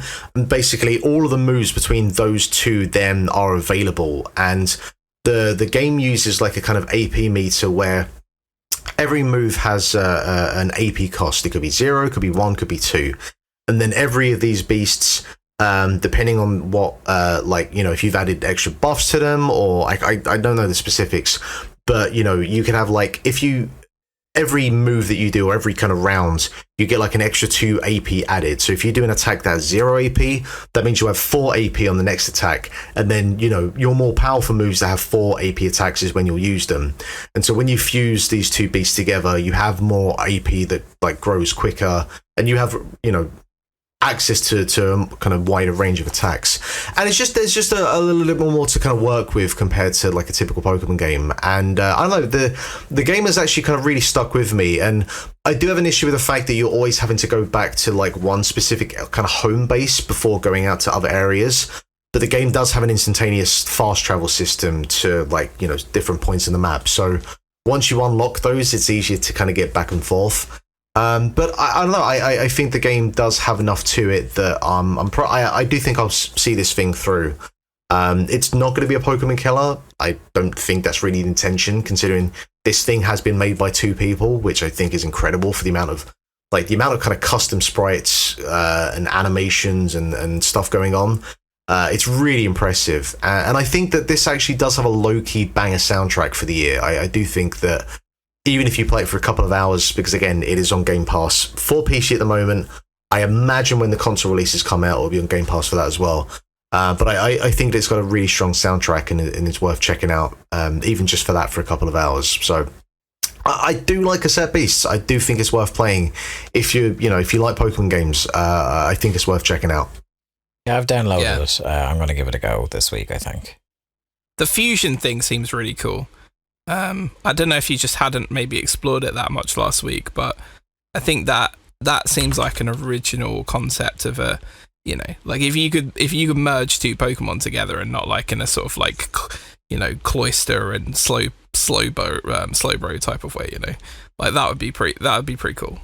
So yeah, it's like a kind of temporary. I guess you could kind of consider it like what's the limit break thing in FF7. I guess it's kind of the equivalent of that. Like every 5 or 6 fights, you're gonna have that available, and it's that just kind of like supercharged attack sort of thing. And yeah, it just adds just a little extra kind of strategy to the fight. I was going to say, presumably, then you kind of more focus on strategy, and you're like, right, so what 2 things work well together to kind of beat this boss or do this thing in the game? Yeah, and you're taking into account, like, all right, maybe if I have an electric Pokemon and a poison Pokemon, and I can get to the point where I can fuse those together, and if I can use that to an advantage. Like, I've only scratched the surface for that sort of thing, and I'm sure there are walkthroughs out there that will give you like, hey, here's the exact 6 beasts that you want to kind of have maximum coverage, but I've not even kind of dived into that yet, because I do not have the time for that sort of thing. It still is Pokemon though. It is. It is a Pokemon type of game, but I do think it stands on its own 2 legs. I do think it has enough to it that makes it feel like it's not just a copycat clone, or just, that's redundant. I could just say like a clone of Pokemon. It does feel like its own thing. It feels like it has its own identity, which I think is crucial.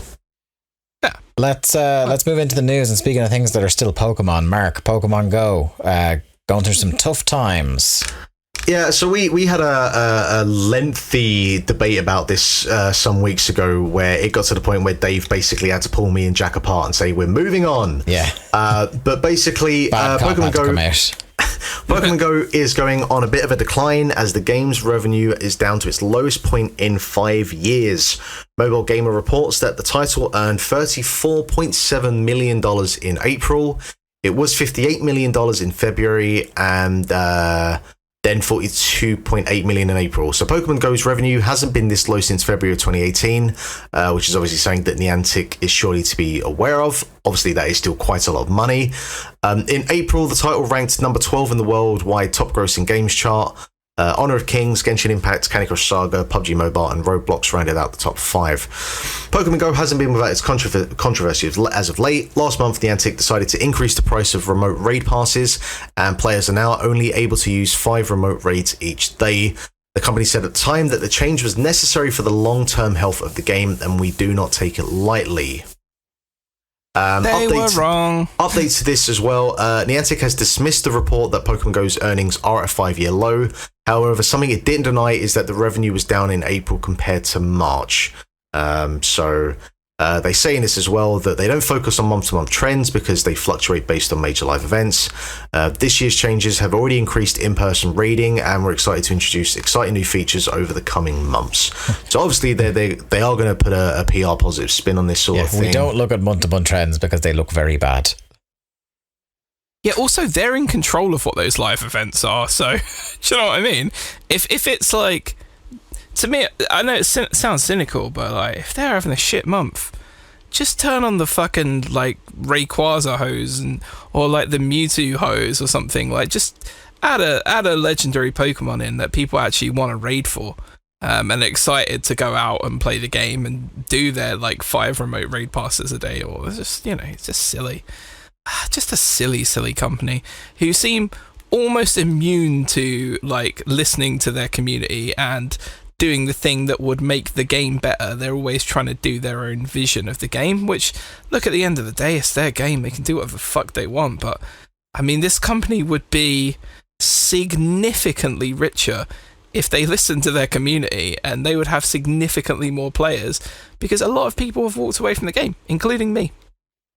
And think about what it would take from, how deep in the weeds I was with this shit. Think about what that level would take to get me to just go, no, I don't want to play this Pokemon game that I've invested, like, years and, probably hundreds of pounds in, of my own money over the years. And, yeah. I think the simple fact, this company. I despise them. The simple fact of this, for the reason, and they talk about this in terms of the long-term health of the game, and having a little bit more kind of look at this and the granular detail. Basically, what's happened here is, because people had access to, an infinite amount of remote raid passes, they're basically becoming powered up too quicker than Niantic would like. And basically, as far as I can see, this is a way to just kind of, and this, probably doesn't come as a surprise if you look at this for more than 2 seconds, but it's just a way of making sure that people aren't, being able to kind of get overpowered, have like overpowered beasts, Pokemon, and it's a way to just kind of dial that in.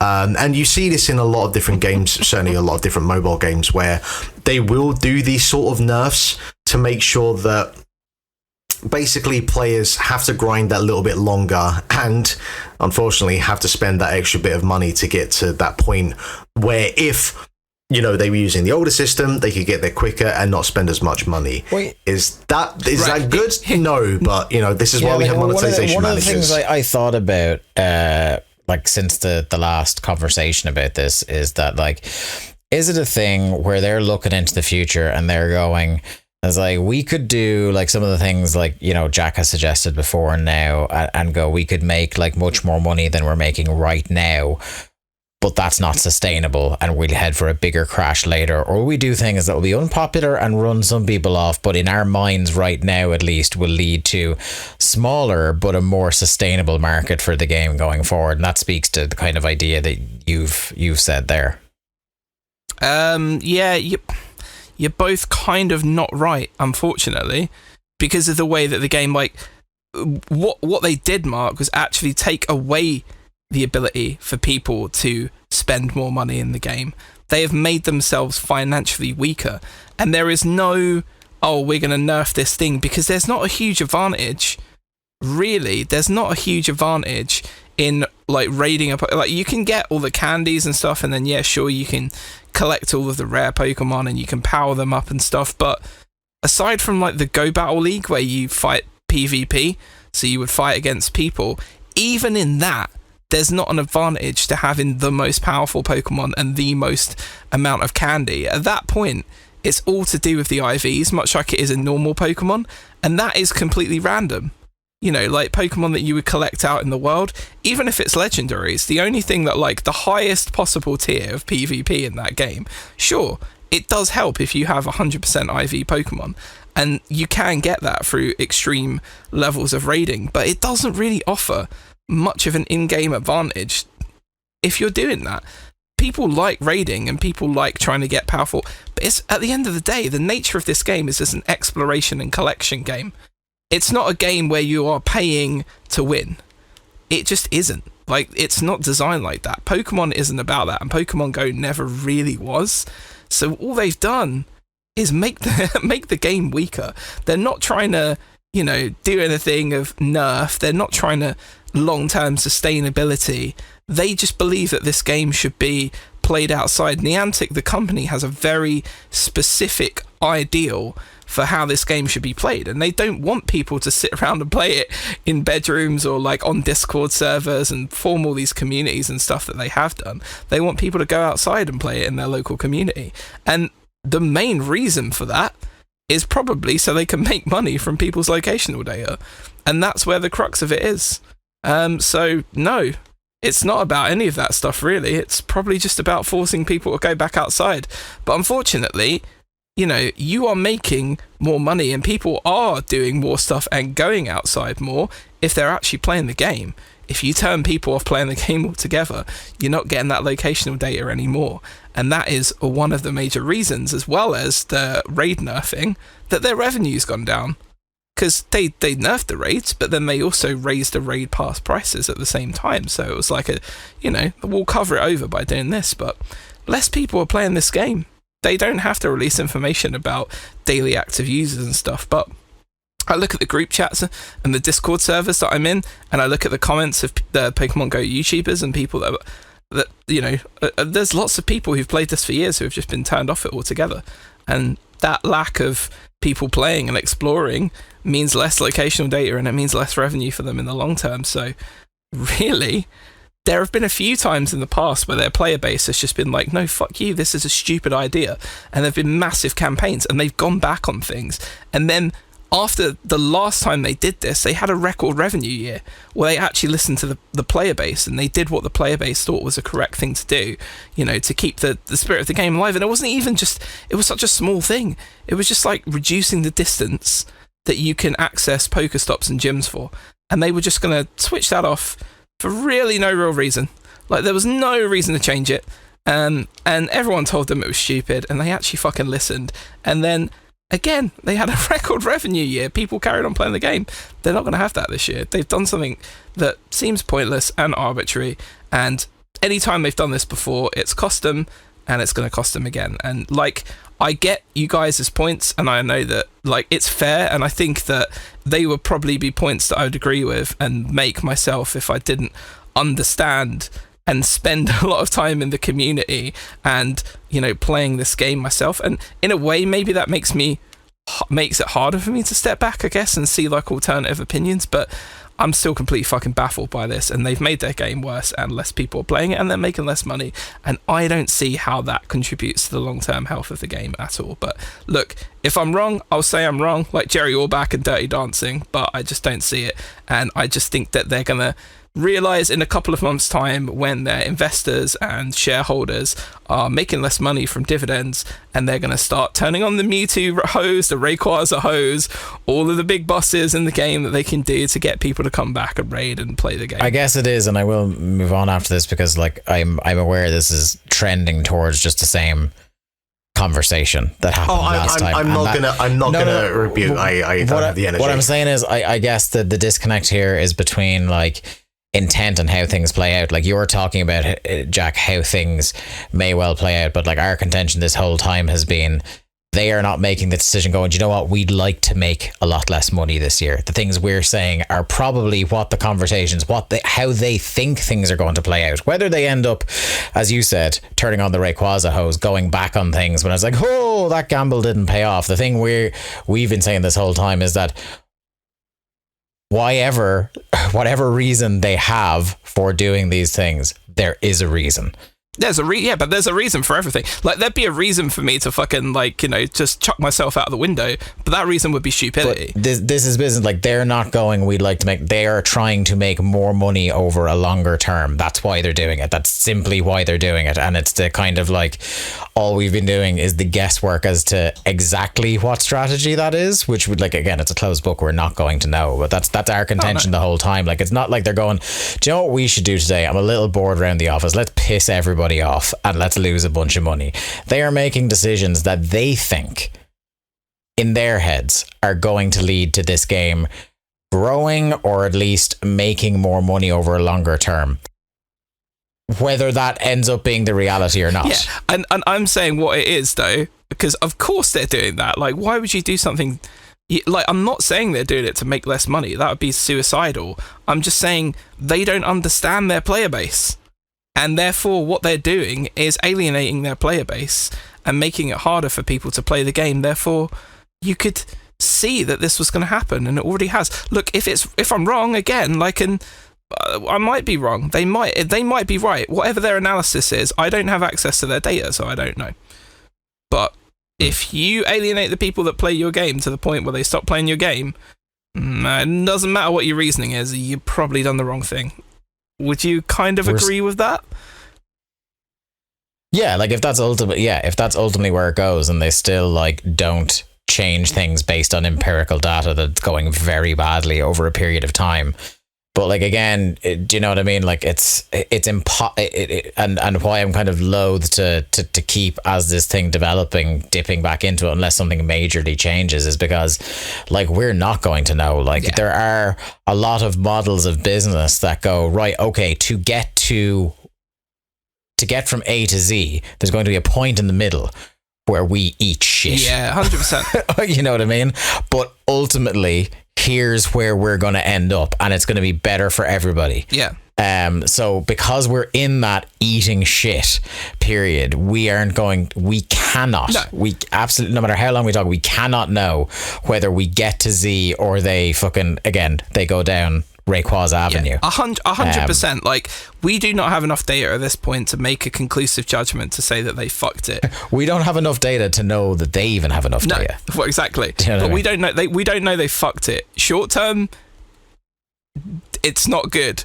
But you know what? If we come to it in a year's time and they're like, look, record profits from Niantic, then I'll be like, look, okay, I was wrong, and I might not want to play the game anymore because it removed one of the main elements of things that I enjoyed about it, but maybe I was wrong. And yeah, but right now I don't think I'm wrong. I don't know. Yeah, it's like, you know, it's one of those things where, like, yeah, because you never know. Like, it's something I thought of when we talked about it the first time was something like Fortnite. It's like, I'm sure that the original version of what Fortnite was, there's a lot of people that when they fucking pivoted to Battle Royale were like, I kind of dug what it was, but like ultimately, like, Fortnite is now Fortnite. I'm not saying that's what's going to happen with Pokemon Go. But, like, not nearly on the same scale as that, like, even conceivable to me. But there is that thing of, like, not a lot of games have ever successfully figured out that when the worm starts to turn and some people are getting sick of it before we even make changes to it, that we're seeing things kind of plateau. Almost everybody has not been able to arrest that eventual decline. Like, Fortnite is one that somehow managed to 180 things. But yeah, it's like, this is obviously what the kind of incentive is like, we can see that this thing, like, this gravy train isn't going to last forever, but how long can we make it last if we try XYZ? And that's where we're at. And we won't know for a long time. But let's stick in your ballpark, Jack. Final Fantasy. It's not coming to Saudi Arabia. Yeah, anyone would think that I prepared the news today, but it genuinely wasn't me. But yes, so Final Fantasy 16 will not be released in Saudi Arabia. Square Enix's forthcoming FF16 won't be on sale in the country. The news comes from a tweet by the country's public authority for media, which gives age classifications for video games. According to the tweet, the game will not be released due to the publisher's unwillingness to make the necessary modifications. And I guess when we actually get the game and we can put hands on it and play it, we will know what those things are. I can take a good stab in the dark at what those things are going to be, but I won't. So earlier this week, the board's general supervisor, Hatan Tawili, tweeted, one of the most important and biggest games of the year is on its way to being banned due to the company's complete refusal to modify the content to suit the region. Now we seemingly know which game he was referring to. So what exactly are those necessary modifications? So this article is on Eurogamer. They contacted Square for clarification and they have yet to receive a response. And obviously that response might lead to a spoiler. Until then, it's pure speculation. And then the rest of the article goes on to talk about how other games have struggled in that particular region due to dun dun dun LGBT content. Yes, friends, I know you're all thinking it, but I mean, it kind of has to be that, right? I don't know if you guys... That does feel like quite possible. Yeah, I don't know if you guys have similar thoughts and feels. Yeah, well, like, I don't know, like, again, I'm not dipped into the, like, what this next Final Fantasy is even about, so I can't I can't say for sure, but yeah, that wouldn't 100% shock me. But how refreshing for once for, like, a game developer to, like, you know what, actually, no, we're not going to modify ourselves just for you. I think the kind of wider ramifications of this is that, you know, we've seen and we've reported over the last couple of years. I say reported, we've read the news from other websites about Saudi Arabia. No, we've been on the ground. I don't know about you, but I've been walking around with like a bowler hat with like one of those little tickets, you know, like a little piece of paper in the brim of it. They do actually call me call me Crumlin's Jason Schreier. That is how it goes around. yeah. But yeah, like I think the bigger thing about this is we've been reading about over the last couple of years Saudi Arabia and their massive amounts of money they've been putting into owning everything, but specifically when it comes to the video game industry, shares. You know, they own not that much of Nintendo, but they have stocks in Nintendo. They own a portion of the company, and you know, this is across the board with other companies as well. And that's not to say that they can barge into Nintendo's offices tomorrow and say you have to do X, Y, and Z. But yeah, if Nintendo have a proud history of anything, it's not doing what you want them to do. Yeah, even good people. But as Saudi Arabia puts more money into these companies and they get to that point where they can flex their muscles a little bit more, do we get to the point where they're able to say, hey, you should do this or shouldn't do that, or can do this or can't do that? Of course. And obviously, you know, you've got like I can't remember what it is exactly, but they've I don't know, it's the Kingdom of Saudi Arabia set up a video game division. They have, yeah. Yeah. That was a big news item from like a couple of months back, that they kind of invested like millions in the country's video game industry.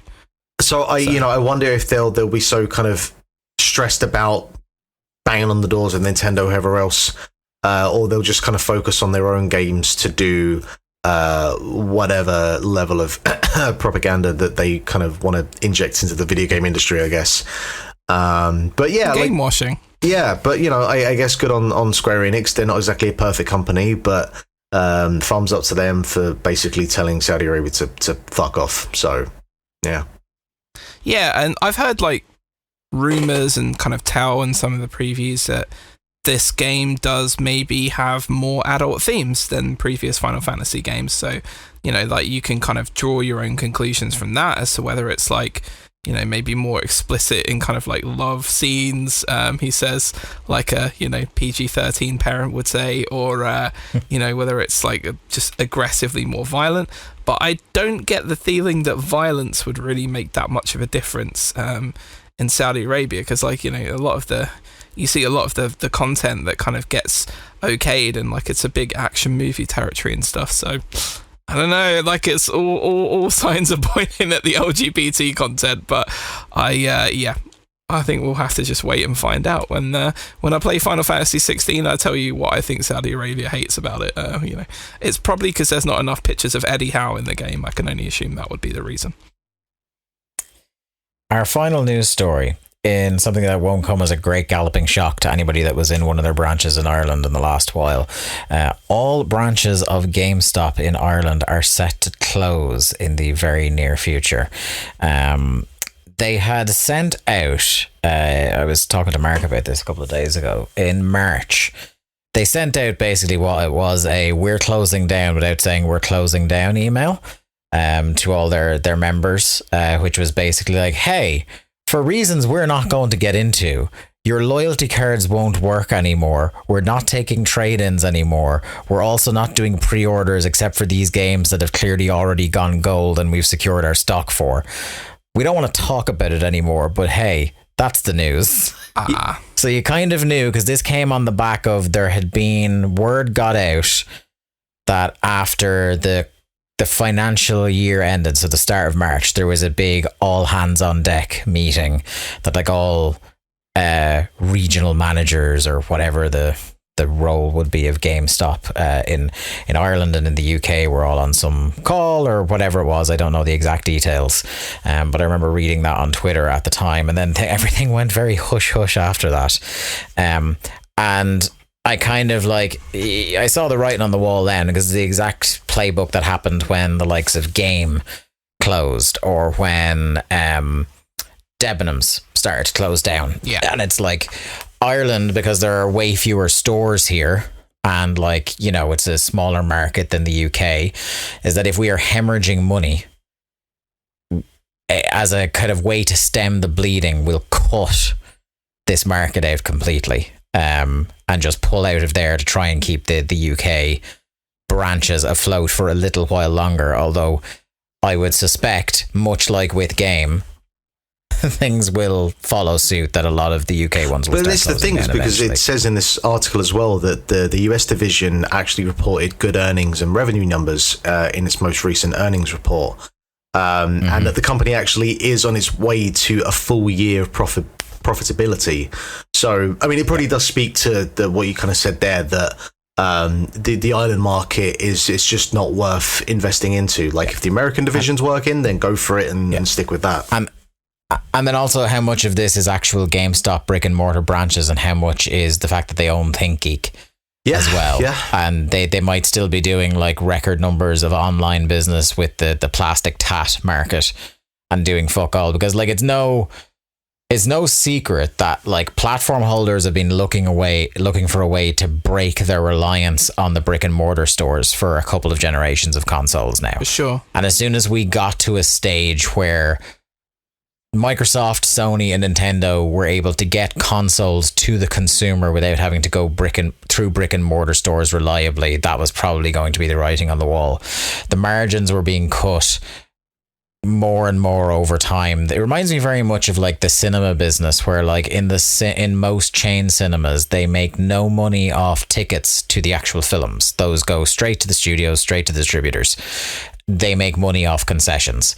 And GameStop, for a long time, any kind of financial stuff that would come out, it would appear, and like sometimes staff would be very blunt with you if they knew the inside of how things work, is that GameStop made fucking no money off selling new games and new consoles, but it's the kind of dance that they had to do with the developers to get this stuff in, to get foot traffic, and they would make the majority of their money for the last few years off, yes, the plastic tat, but also trade-ins.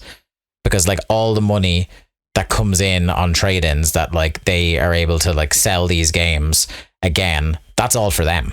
You know, the developers don't get a cut of that. Yeah. And it's all margin based there as well, because you know, you can still offer a consumer a competitive product at a cheaper price than they're getting box, and all of the profit, you know, like minus your overheads, like fucking keeping the store open and paying the staff and all of that, all of the profit then belongs to you. So it's such an easy method to do it, but the problem is physical media is dying.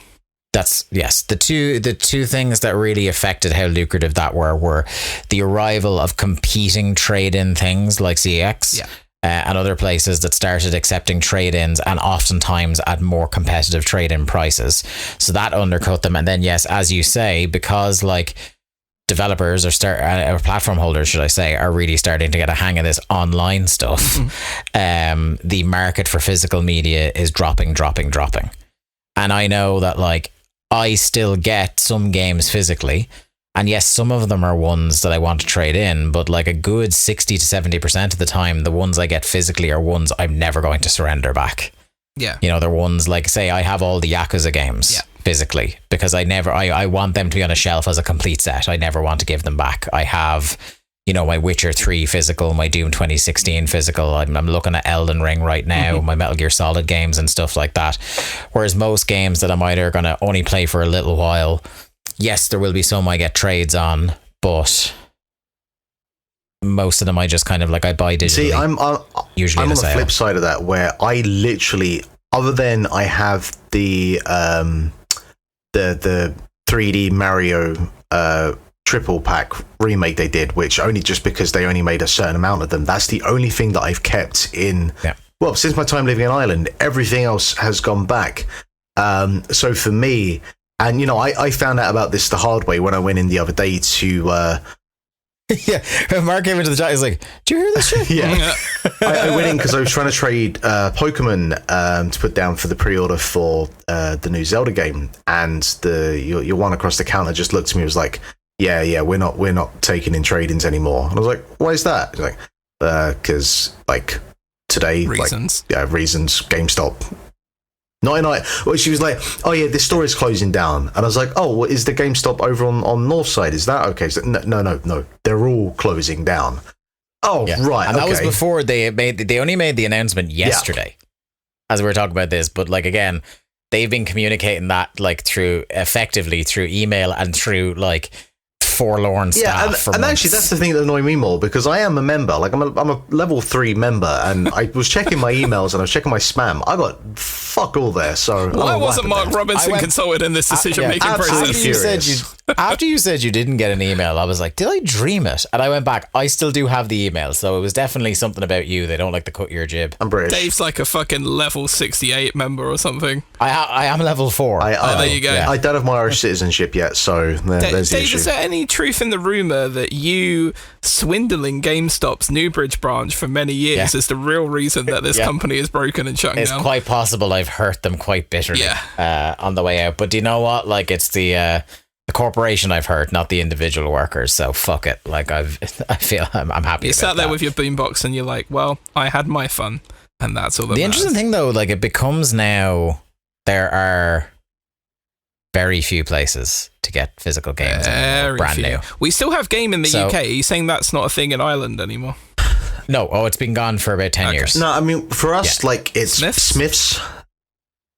Yeah. Smith's Toys, and they have, this is another thing that's been hurting GameStop, is that even new games are almost always exactly €5 cheaper than they are in GameStop. I think the biggest issue, and this might just be a me issue, is that the ability to trade in games now becomes that little bit more problematic. And now that CEX don't have to, do that kind of competitive edge against GameStop, they can basically charge whatever you want, and like it or leave it. They'll be dancing on the grave. Yeah. Like Smiths do a trade-in, but it's not like. I didn't know Smiths do trade-ins. Yeah, they do. Maybe not every branch, but they definitely have. I've definitely traded stuff in there before, and it's not as good. It wasn't as good value as GameStop, especially when you were up in the higher levels and you get kind of. Oh yeah, if you're in that level 3, level 4 zone, you were making bank half the time. Sometimes I'd walk away with like 2 games and traded in 2 or 3, and I'm like, I feel like I made money on that transaction. Yeah, Dave's putting his future kids through fucking college because of the amount of money he made from GameStop. Yeah, we have our group chat is like a history of me flim-flamming GameStop, like of combining different offers they had for my level versus the value that was still there in the games I was trading in. I loved it. It was like me hearing about Walt Flanagan and Tell Him Steve Dave all over and over again. Yeah, very proud of it personally. Yeah, why not? But yeah, like you're pretty much with that, and then like some of the larger like supermarkets like Tesco will have a handful of games, but it's not by any means it's all the latest. It's the Call of Duties, the FIFAs, the Assassin's that's been Creeds. the biggest surprise to me actually, because I remember back in the day when I worked in a Sainsbury's, and it wasn't a particularly big one, but they actually had a fairly sizable range of games in there. And we've got a Tesco Extra in Liffey Valley, which is a big fucking Tesco. But like the game section, there's nothing in there at all. It's piss compared to even what it was. I remember because it was the two things. When a game, like, it doesn't happen so much anymore, but like up till about 10 years ago, there would be regular times where a popular game just could not be found anywhere if you didn't pre-order it. And I remember 2 in particular that like my rule was, when in doubt, there will be one in Tesco, because no one ever checks Tesco. And the 2 games I managed to eventually get in a Tesco that I couldn't find in any game retailers were Grand Theft Auto 4 and FIFA 10. Naturally. That were just like, they were like fucking gold dust for weeks. And a lot of people found Last of Us when Last of Us came out originally, because you could not find them in GameStop for love nor money for weeks.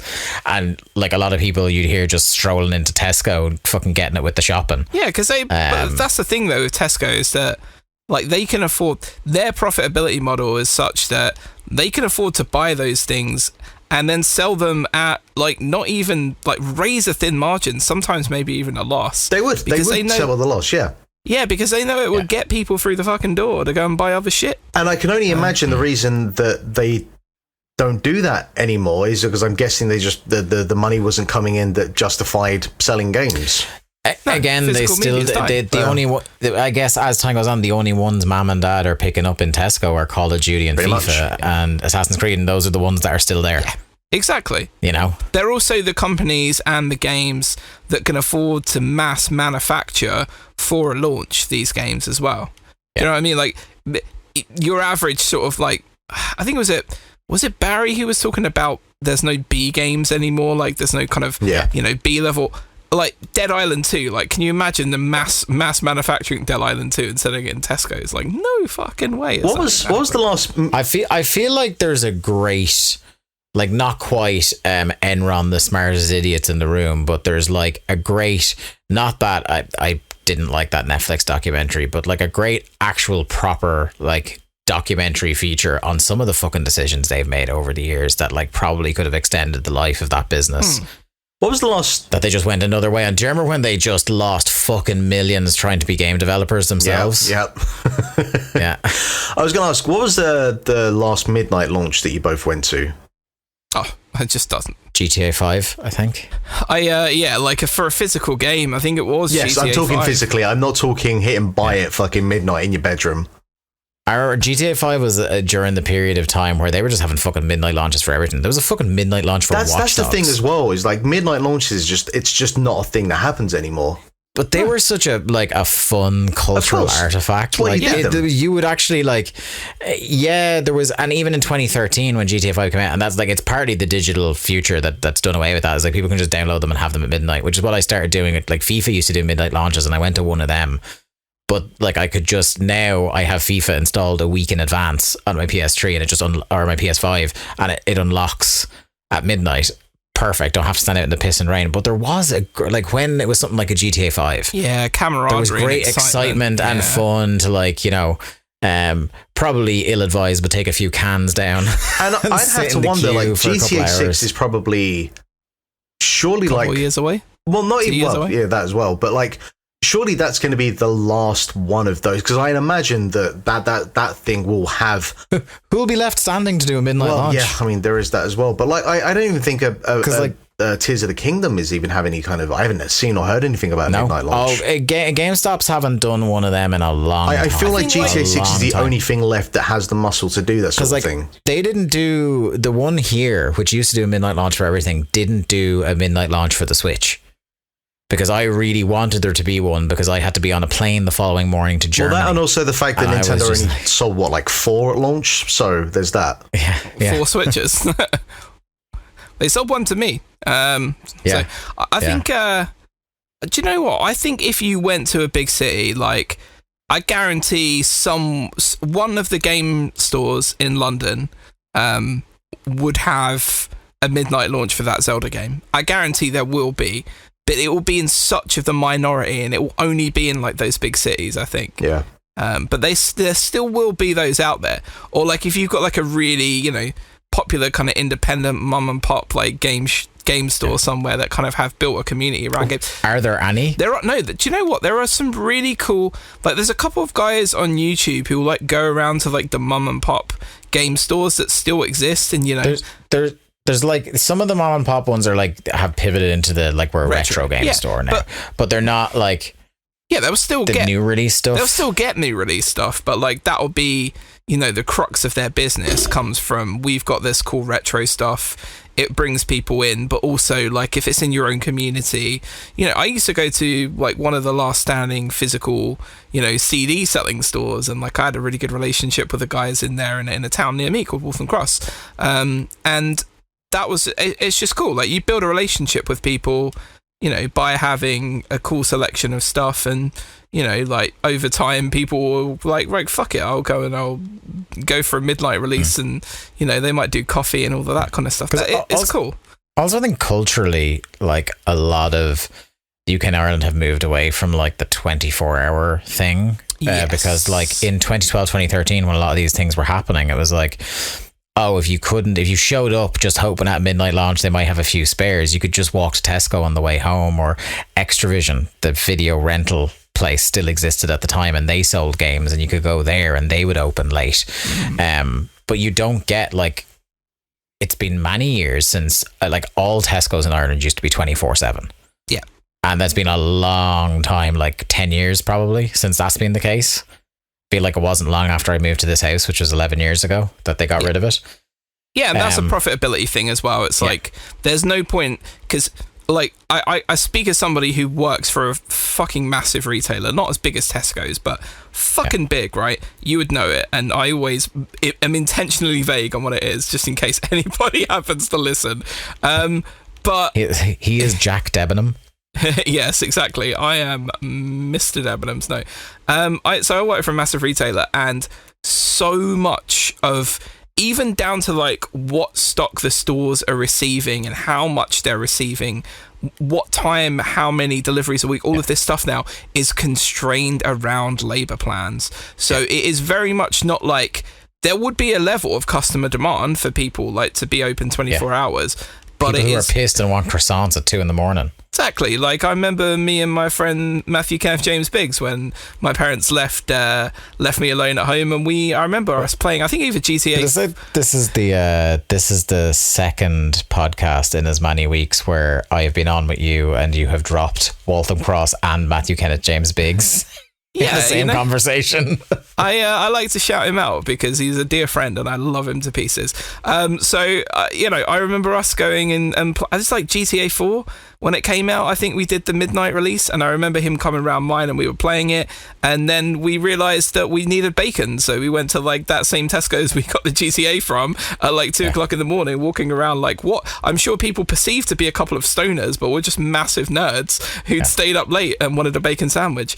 And there were still people around, but not that many people. But yeah, that is all labour constraints. Like that is companies trying to save money. A lot of McDonald's used to be 24 hours around here. Yeah, I think the only ones that are now ones that have higher density area for people to use Uber Eats and Just Eat and all of those associated companies. I don't think any McDonald's here are like really the only things now that are 24 hours that I can think of are petrol stations. I thought you were going to say brothels. I would have thought that like maybe on O'Connell Street, maybe the McDonald's there is 24 hours.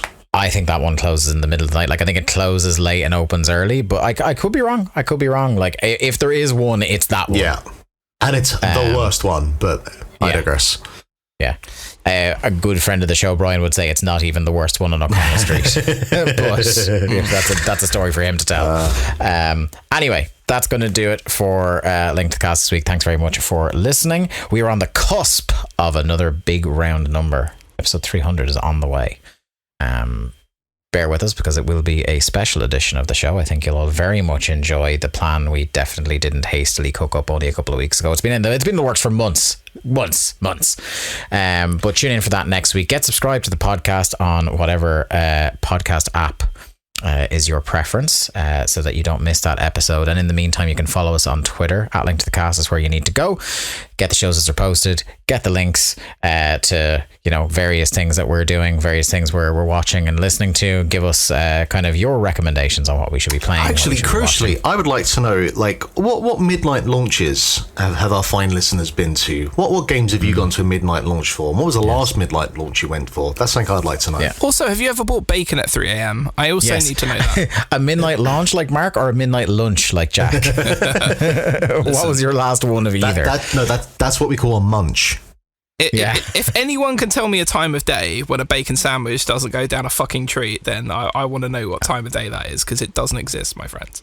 Individually, I'm at the Day to Dave. Mark is at Lithium Project. Jack is at Jack Lazell, and the absent Garrett Kidney is at Garrett Kidney. Thanks very much for listening to another episode of Link to the Cast. We'll see you again next week. Bye bye.